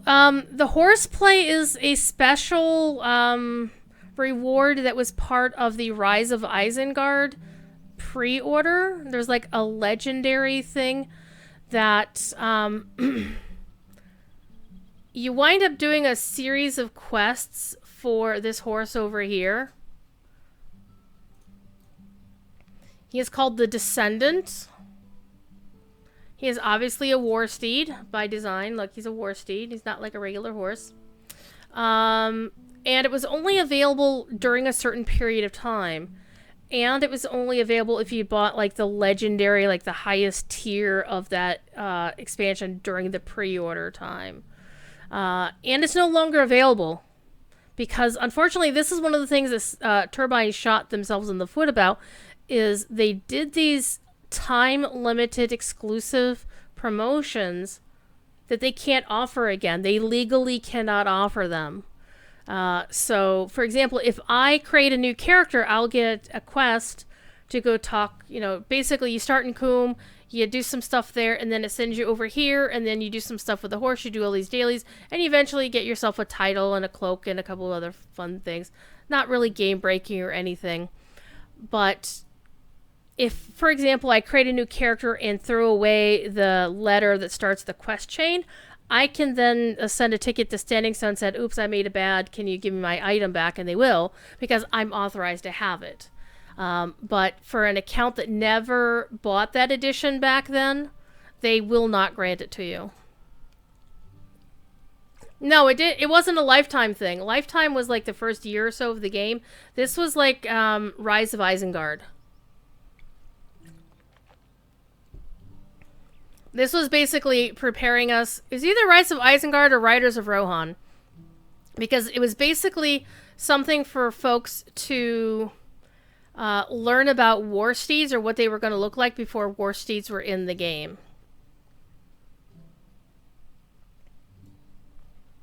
So they were a thing. But you had to have purchased the expansion as a pre-order during a certain period of time, or it didn't count. You have to okay. Well, I'm actually gonna be ending the stream here in a few minutes anyway, Catriona, because I'm already a half hour after my time, and I need to kind of be out of here and do all my chores and get ready for BBB, and also the brevics are probably gonna be streaming after midnight as usual.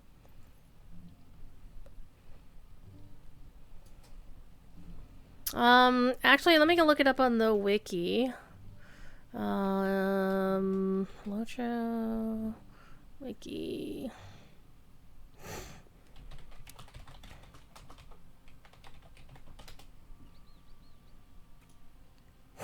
Okay.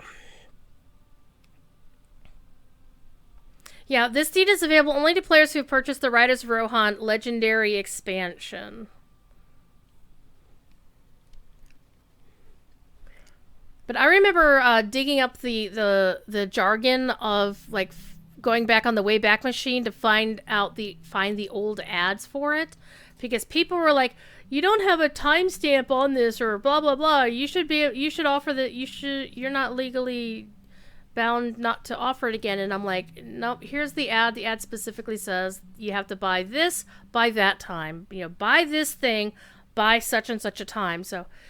If it might have been a case that you missed out on the pre-order, you're out of luck. It was only available for a pre-order. It wasn't available because they did offer the legendary version of Riders of Rohan for quite some time.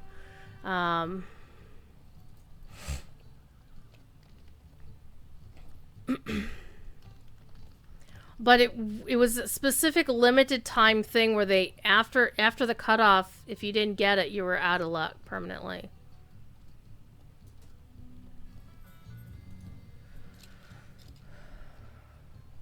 Oh, somebody's playing Hotel California, it sounds like.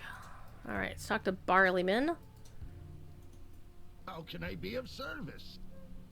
Okay, and that's going to be it for tonight. I do need to clean out my bags, especially since I have that thing swirling around saying, oh my god.